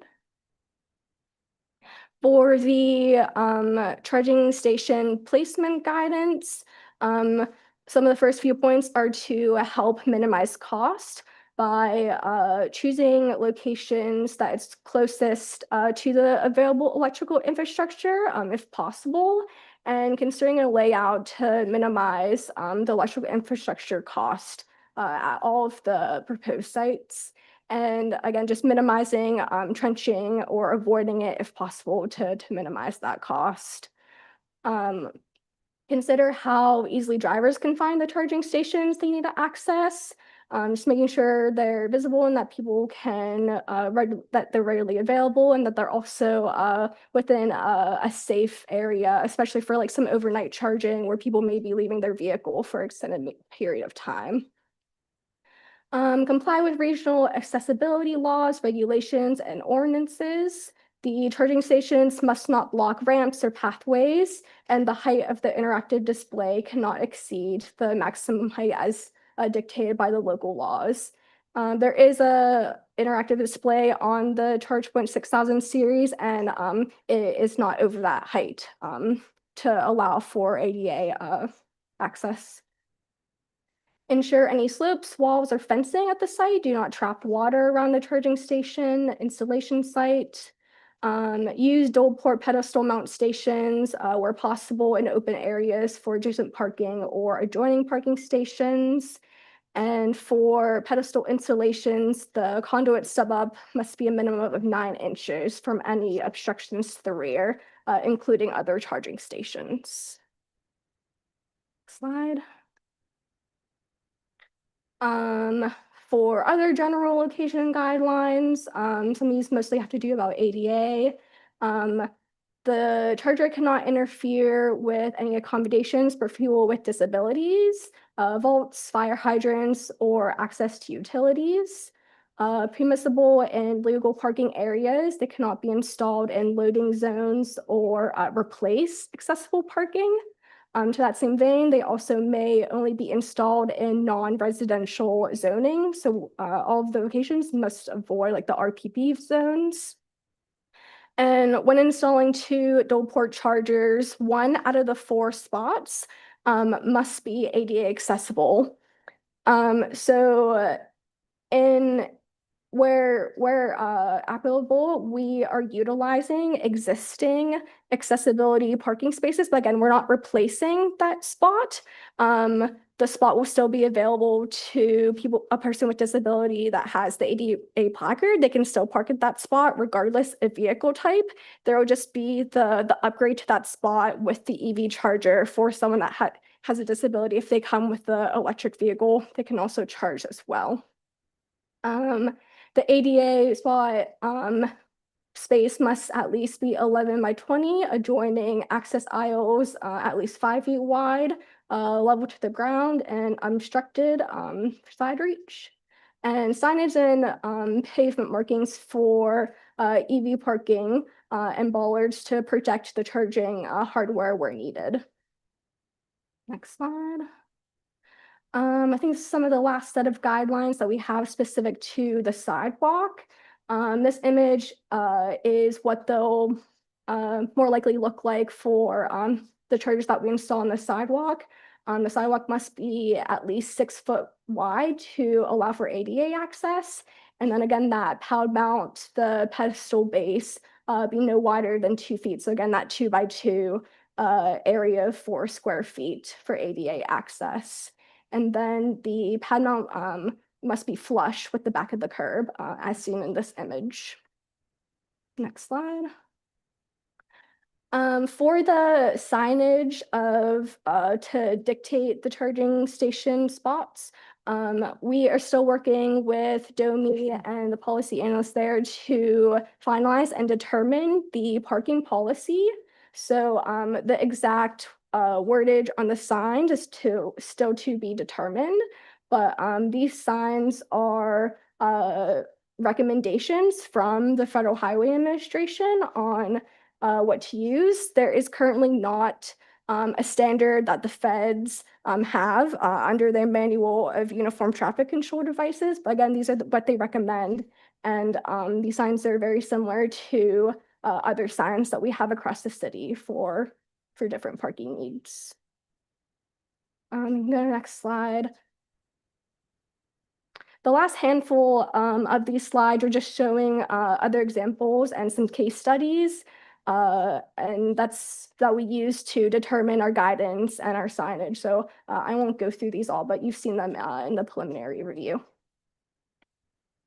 Okay, skip through all this.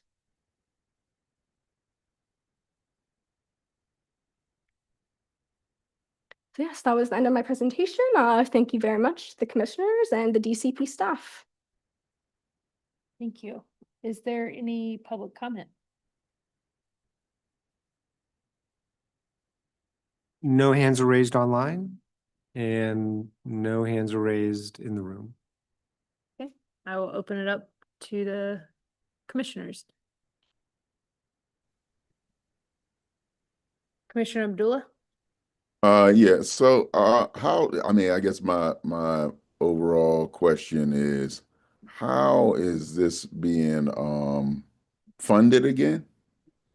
We received a federal grant called the Charging and Fueling Infrastructure Grant. And how much was that for? We were awarded, I believe it was around 2.4 million. Okay, that's my only question right now. And they are fortunate because it is protected. It was reinstated. The county's was not. So this is good. Correct, yes. We It- were round 1B awardees, and we were able to get that signed agreement before the federal transition, but the county, they were round 2 awardees, and that came out around the time of the transition, so they weren't able to get the paperwork for their signed grant agreement in time. So yes, we still are very fortunate to have won this money and it to still go through, even with like some of the bumps that we're hitting with the NEPA approval. Uh, so I have one other question. Can you explain again? I am a little bit concerned about the space for accessibility, like in terms of the wheelchair, I'm not, so, excuse me, the accessible spaces and charging and how that will work. I know you showed some signs as far as the time limit is concerned.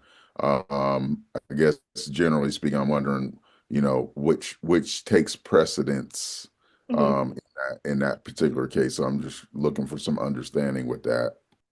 Yeah, in the surface lot locations, like for the city parks or the PPA lots, again, I can't speak specifically on the PPA ones, but we are utilizing existing accessible parking spaces that do have that access aisle when available. And again, just to reiterate that regardless of vehicle type, that they can still park there. And then for the right-of-way locations, we are trying to place the charging stations strategically where there are existing curb cuts to allow for someone with like wheelchair access to get up to get onto the curb and access the charger.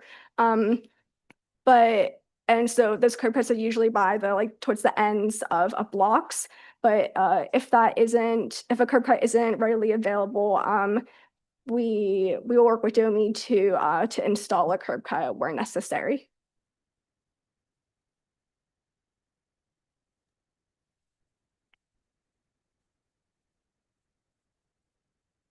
This is Commissioner Carver. Regarding the back end stuff, the infrastructure, obviously, yeah, the cabinets are more sightly, right? Better looking.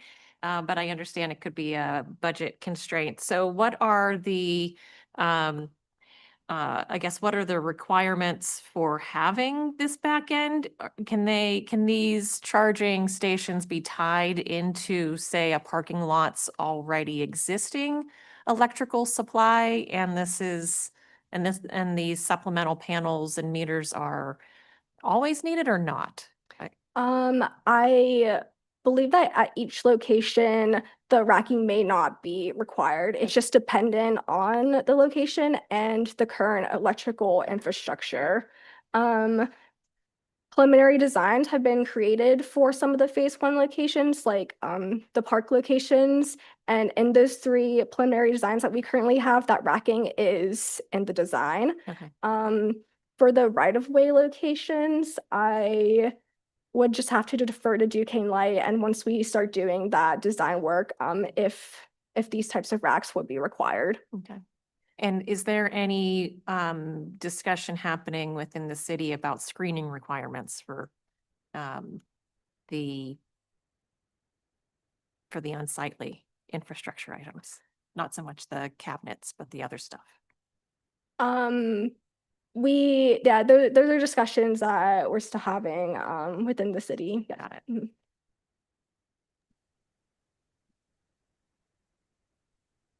From a staff level, I think from the image up on the screen, we would like, staff would also be interested in pursuing how those Yeah. screening elements would come into play. Yes, great, great. Commissioner Abdullah? Yes, by way of getting involved in having EV charging stations, what type of liability does the city actually take on if something were to go wrong?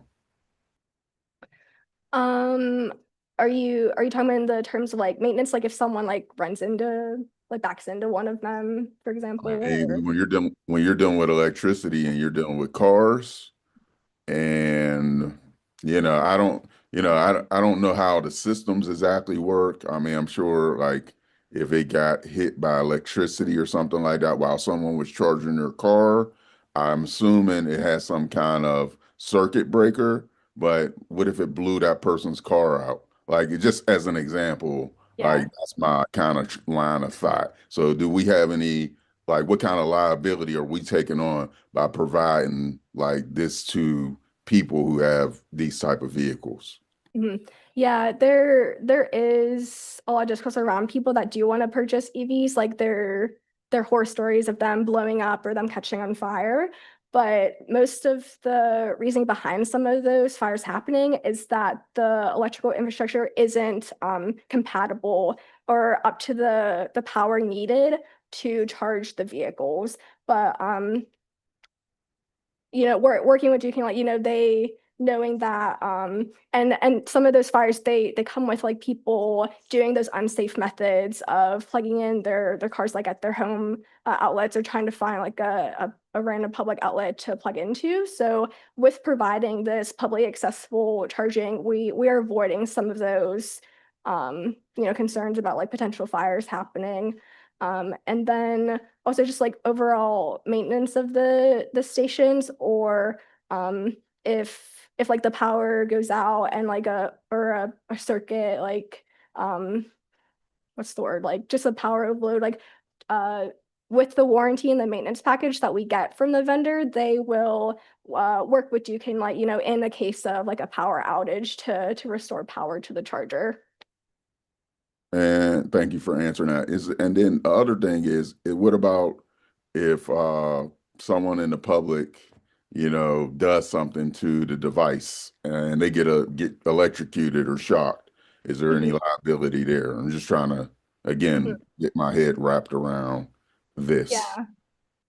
Um, these are some of the first charging stations in Pittsburgh that will be, in the public right of way. So we are part of some different cohorts across the country with other cities that have chargers in their right of way that are publicly accessible, and we're learning some best practices from them on how they manage those types of things. Especially also in the conversation there's of like vandalism happening.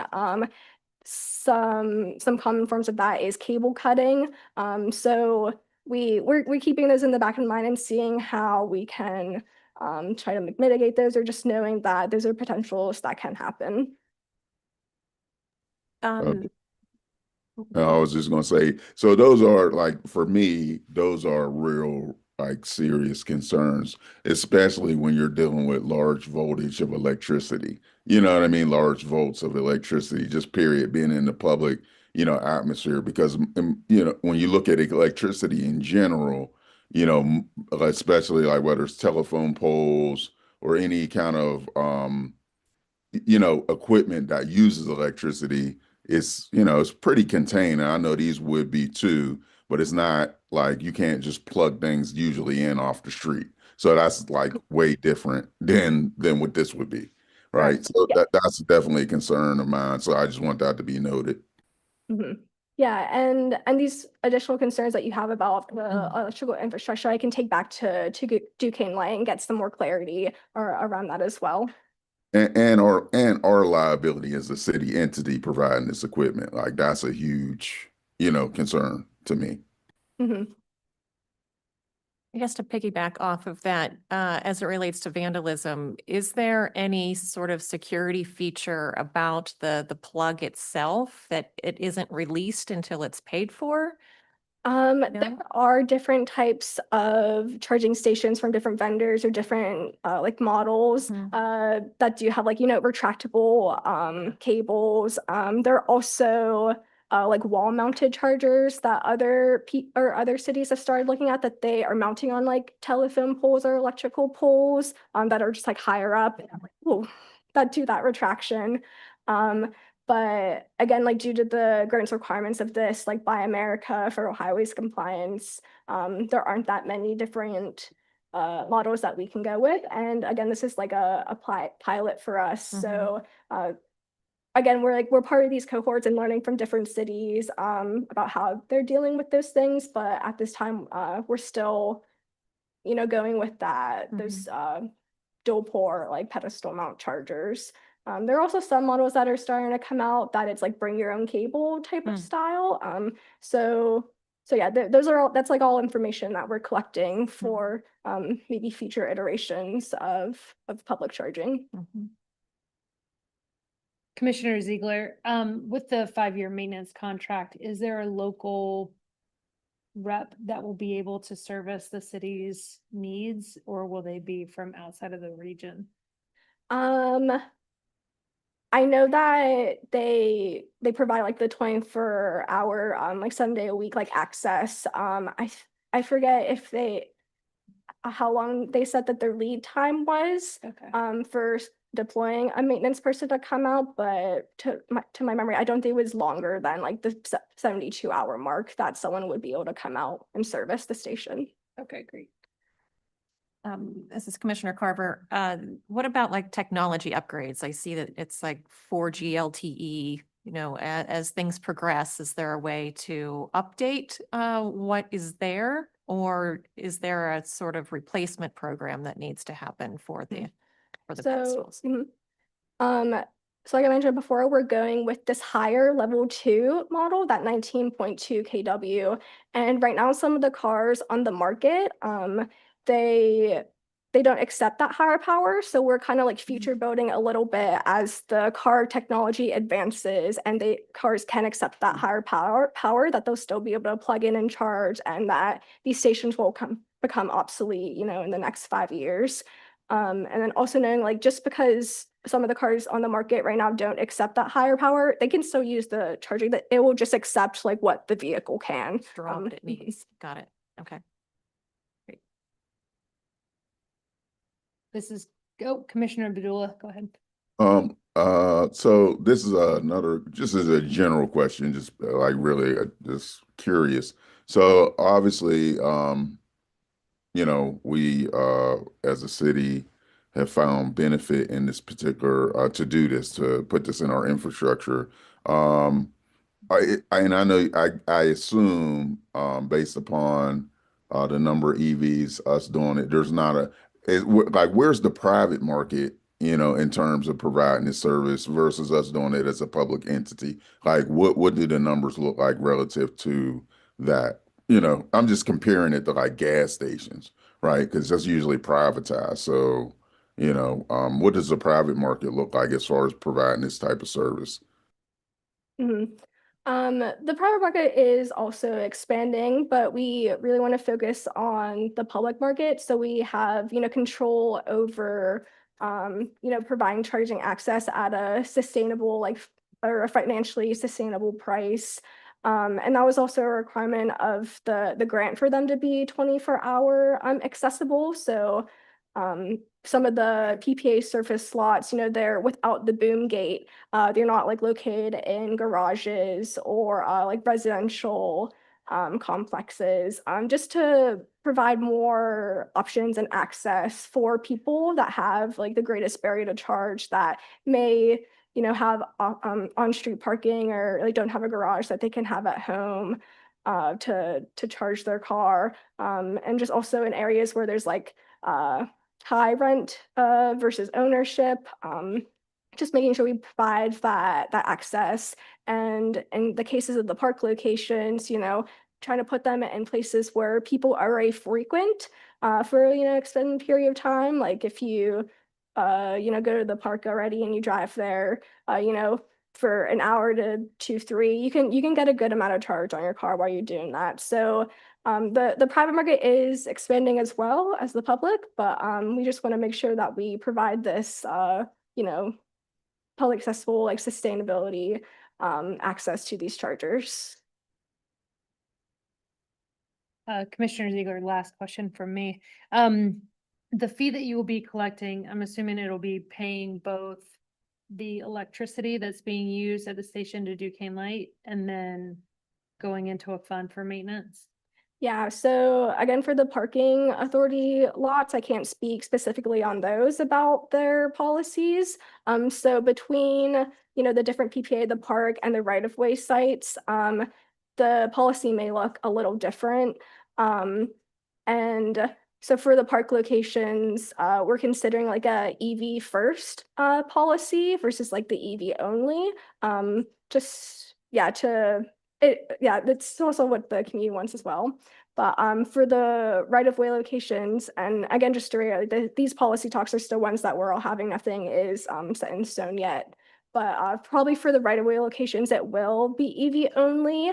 And some of the right-of-way locations are currently in metered parking areas. So we're discussing with the parking authority, and it will likely be pay to park and pay to charge. But in the other right-of-way locations and even the park locations like that aren't currently pay to park, we're not going to like add a additional fee to park. It'll just be pay to charge. And those exact pay rates are still to be determined.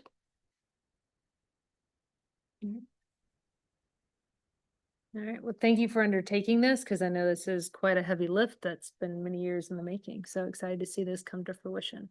Do we have I will make a motion to approve as presented. I will second. All right, Commissioner Abdullah, I'm gonna abstain right now. okay. Commissioner Carver, Aye. Commissioner Ziegler, aye.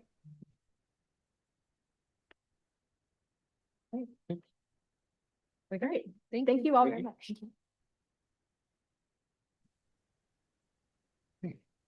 This next application is PACD 2025-00011. Submitted on behalf of Friends of the Riverfront for the Three Rivers Water Trail Wayfinding and Safety Signage Project. This project focuses on installing wayfinding and safety signage for the Three Rivers Water Trail launches located within the city of Pittsburgh. Again, this application is for new trail signage standards to be added to the list of city standards. And the recommended motion is that the Civic Design Committee approve this application. Good. Alrighty, sounds great. I'll start off with my name. My name's Catherine Craig, Katherine, last name Craig, Craig. So first I want to thank you guys for your time today. And I wanted to explain a little bit about our Three Rivers Water Trail signage project and our signage system. So I'm sure you're all familiar with the Three Rivers Water Trail, but it is a composed of non-motorized launches, about 33 within the county so far. We're working on expansion, promotion, maintenance, all that good stuff. We just released our 10-year strategic plan focusing on the water trail last year. And so as part of that strategic plan, signage obviously plays a lead role. And so we were looking to get approval of our signage standards for updates to our launches within the city of Pittsburgh. So here on our project locations, you can see we have about 1, 2, 3, 4, 5, 6, 7, about 8 launches within the city. And some of these launches currently have signage at them that are old and faded and need some updates. And some of these sites may not have signage, like Heinz Quay launch. So yeah, that's our locations. Next slide. And so or I should say, we have started installing these signage plans at launches throughout the county, not in city limits. And so kind of our process for that has been to create a site plan, and that's what we will continue to do. This is an example site plan for our launch in Sharpsburg. So we put something together like this for, let's say, Southside Riverfront Park, and kind of just outlines the locations of placement and our 4 sign types there. You can go to the next slide. So some background for the project, like I said, our existing signage is in need of repair. You can kind of see by that photo, I tried to edit it a little bit, but completely has been hit by something. I don't know what. And we've got a lot of fading and other damage. These signs have been up for a very long time. And what we noticed was our signage system is lacking really important safety information. And our water trail system is super unique. We have an extreme high recreation motorboat traffic. We have a lot of rowers. We have a lot of kayakers, paddleboarders. And then we have our fun barges and commercial traffic. We've got the locks and dams. We have like cool islands on the rivers and downtown amenities. We really have like a whole lot of stuff. And this is a city, a water city. So we want to promote, you know, the amenities that we have for people to get out and enjoy and spend some time on the river. So adding safety to our signage system was huge. So you can go ahead to the next slide. So we worked with our designer and PA Fish and Boat to create a branding and complementary design standard for the Three Rivers Water Trail. We worked with Fish and Boat on the life-saving safety information that's included on the orientation sign. And the signage also highlights amenities at the site and close by. So like restaurants, and we have a QR code for the individual municipality or community. We've been working with municipalities thus far, so it has all gone to like the homepage of Sharpsburg or, you know, so we will be doing things like that. We have a QR code that goes directly to our website that has information about like water levels and all of that important stuff. And then another QR code that goes directly to the Fish and Boat website, or I'm sorry, the Army Corps pamphlet that talks about the locks and dams, talks about barges, all of that good stuff. And our signage system includes 4 signage types. So we've got a road wayfinding signage, river wayfinding signage, rules sign for each site, and that orientation safety sign. So you can go ahead and flip to the next slide.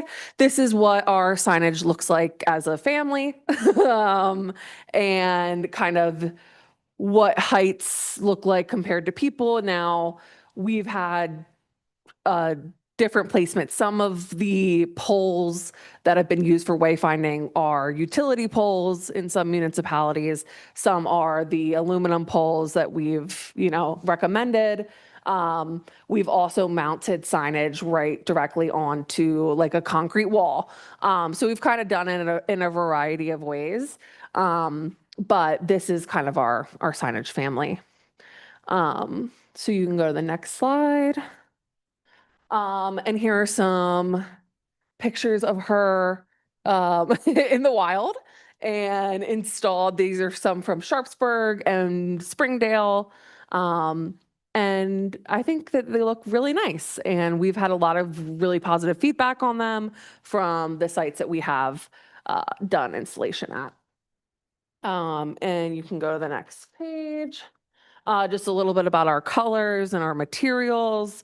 Our signs are made out of aluminum with reflective vinyl, and mounting hardware on posts or wall mounts. And those are the colors that we used, just very basic blue and red to really keep that awareness out on the river. And the final slide here is just our conclusion. And the main goal of the project is to get these updated really before the NFL draft. As we anticipate heavy river traffic, even though it is in April, we want to keep people, you know, as safe as possible. So yeah. I'm not sure. There looks like there's more signs or more slides on here. I'm not sure what's. Oh, perfect. Then these are our actual fabrication standards, and information on such as that.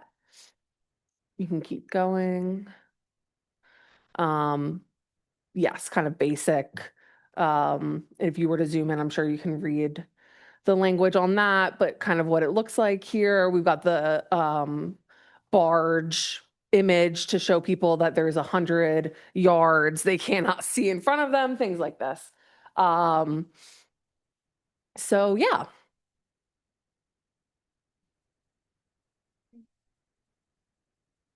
Is there any public comment? There are no hands raised online. I will open it up to commissioners.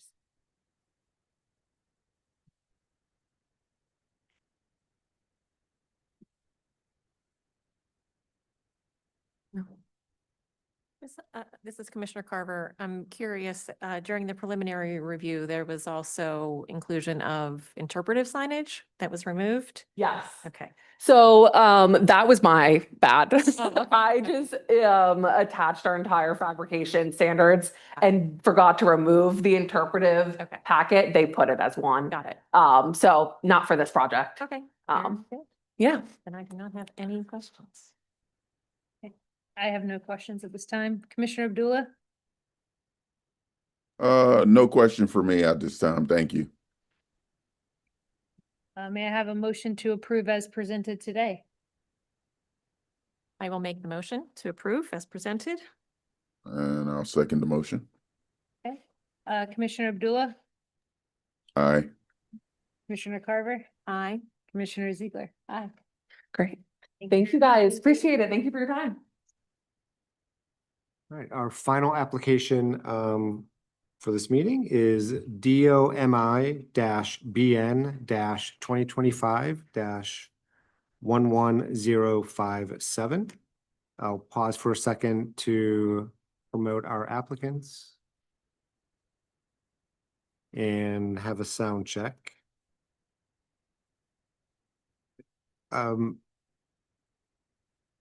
Great.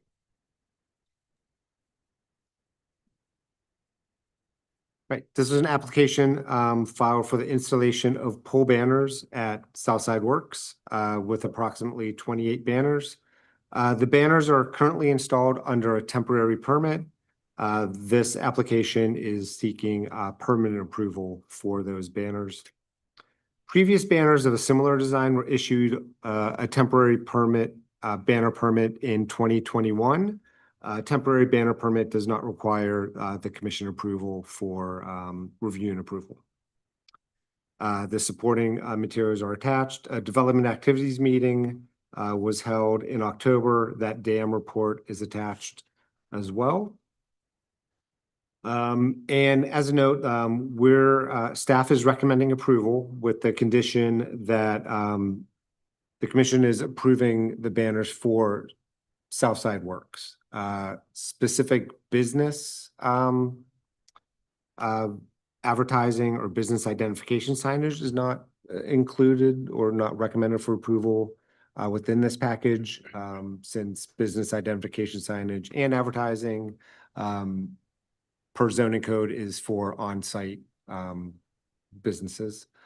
So, just as we look at the map, we're recommending the locations and the banners for Southside Works, not the two for Cohatch.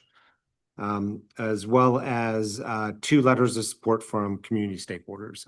Letter of support from DOMI, not a letter of support from DOMI, but DOMI's approval of the temporary permit is support of the project. With that, I'll turn it over to the applicants to make their presentation. Good afternoon, everybody. My name is Mitchell. That is Mitchell, Longstreth, Longstreth.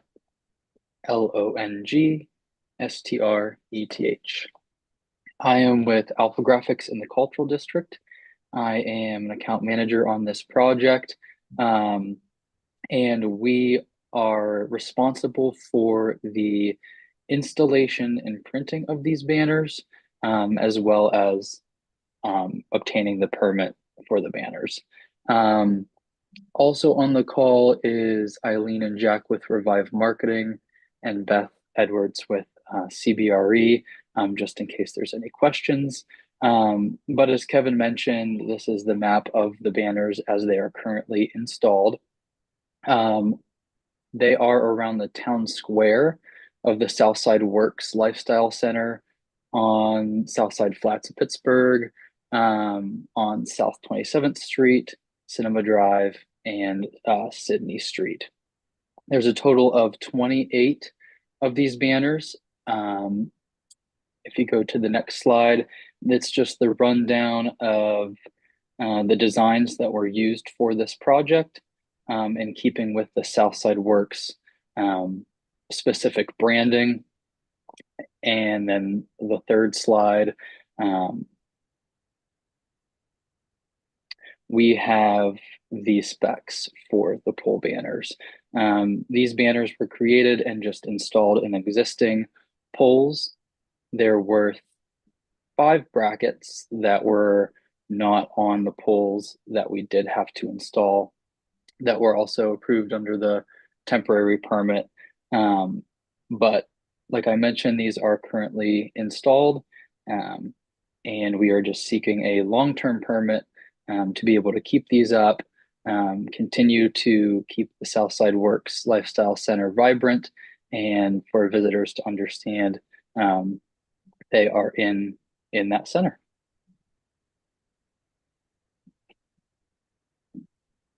And that's all I have. Pretty straightforward from our end.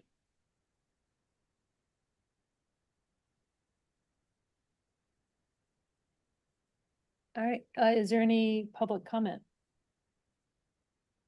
No hands raised All right, online? we'll open it up to commissioners.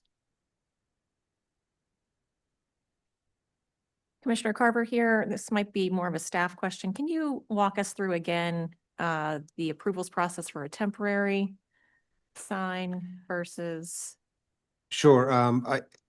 Since the temporary permit is well under a year, so that temporary applications are approved by the commission. So Okay. applications for over a year, which we kind of then consider permanent, are then reviewed by the commission. So a temporary banner permit is applied for, through DOMI. Okay. I believe it's, I don't want to speak, but I think it's a couple months. Okay. Where a permanent banner is technically not permanent. I think it's a yearly renewal, but if there's no changes to the overall design, then it would be a staff level review. So I'm not sure who this question is pointed towards then. What was the original intent for the temporary banners? Oh, I can Okay, okay. Well, I can't speak to the 2021. I can speak to the banners for this one. Okay. So as staff is working with the applicant, they expressed timelines to install the banners. Okay. Those timelines that would meet the commission plus the requirements of a development activity meeting Okay. are typically, 3 months, typically I minimum, right? With preliminary review, hearing and action, and a development activities meeting. Okay. So to kind of meet the intent of installation with their client, we propose that a temporary banner permit would be the process to go with, and then proceed for permanent based on the understanding that these are similar to the temporary permit that was issued in 2021. I see.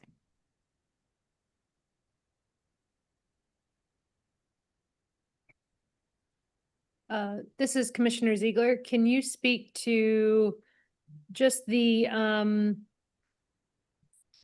looking at the map, the orientation as to like what the sequence is supposed to, there's, 1, 2, 3, 4, 5, 6 different colors and signs. So can you just speak to kind of what the thought process was as far as those and the color distinctions?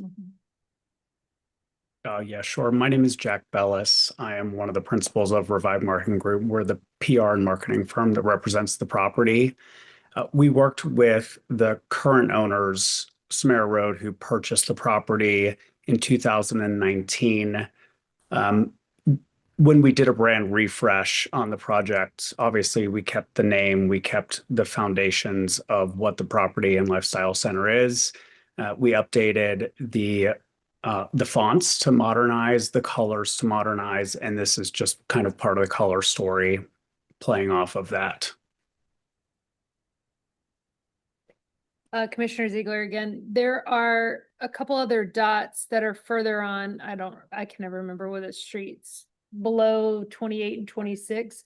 Are those intended to have any specific signage coming in? They And- are. Okay. Go ahead, sorry. And my other question is, since Cohatch can't have that, will you change those two locations to match the other signage? Yes. So ownership to the Cohatch point is fully amenable to understanding that these are on right of way and that is advertisement. So those will be removed and made as a part of the color story that you see here. And once we're able to repair the additional hardware that is on those poles at ownership's expense, we plan to expand to those additional 3 posts. Okay. Yeah, those original 3 posts, or those remaining 3 posts, I should say, weren't in the original scope just because they had no brackets whatsoever. So when we do install those, they would both get 2 brackets. All 3 of them will get 2 brackets. This is Commissioner Carver. So what are the proposed signs for those 3 blank spots right now? It would be a continuation of what you're seeing on Cinema Drive. So if you're to look towards 13, 16, 14, 15, it will darken as you go down. So it will continue to be lighter in the center of the property and going darker as you expand out with the colors. Okay, so 26 and 28 would move down the road in order to accommodate the gradient The gradient would continue from there, yes. to lighter. No, to darker. So those would bump down and we would They would then, move. correct, yes. Okay, relocated. Got it. Can you speak to the yellow signs and the intent for those in the color story? That's just part of the brand as a whole. We wanted to make sure the center of the property had a brightness and vibrance to it. If you're to look at the website or any other branding materials, you're going to see the color throughout. The large is this, we call it the South Side Works blue, but we do have that kind of at the epicenter to draw people in. Got it.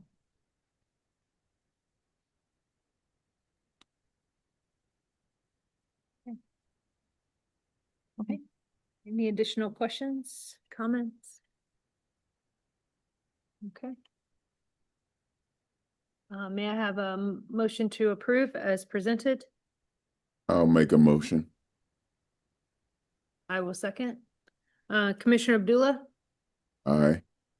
Commissioner Carver, Aye. Commissioner Ziegler, aye. All right. Thank you all so much. Thank you for your time. Thank you for your time.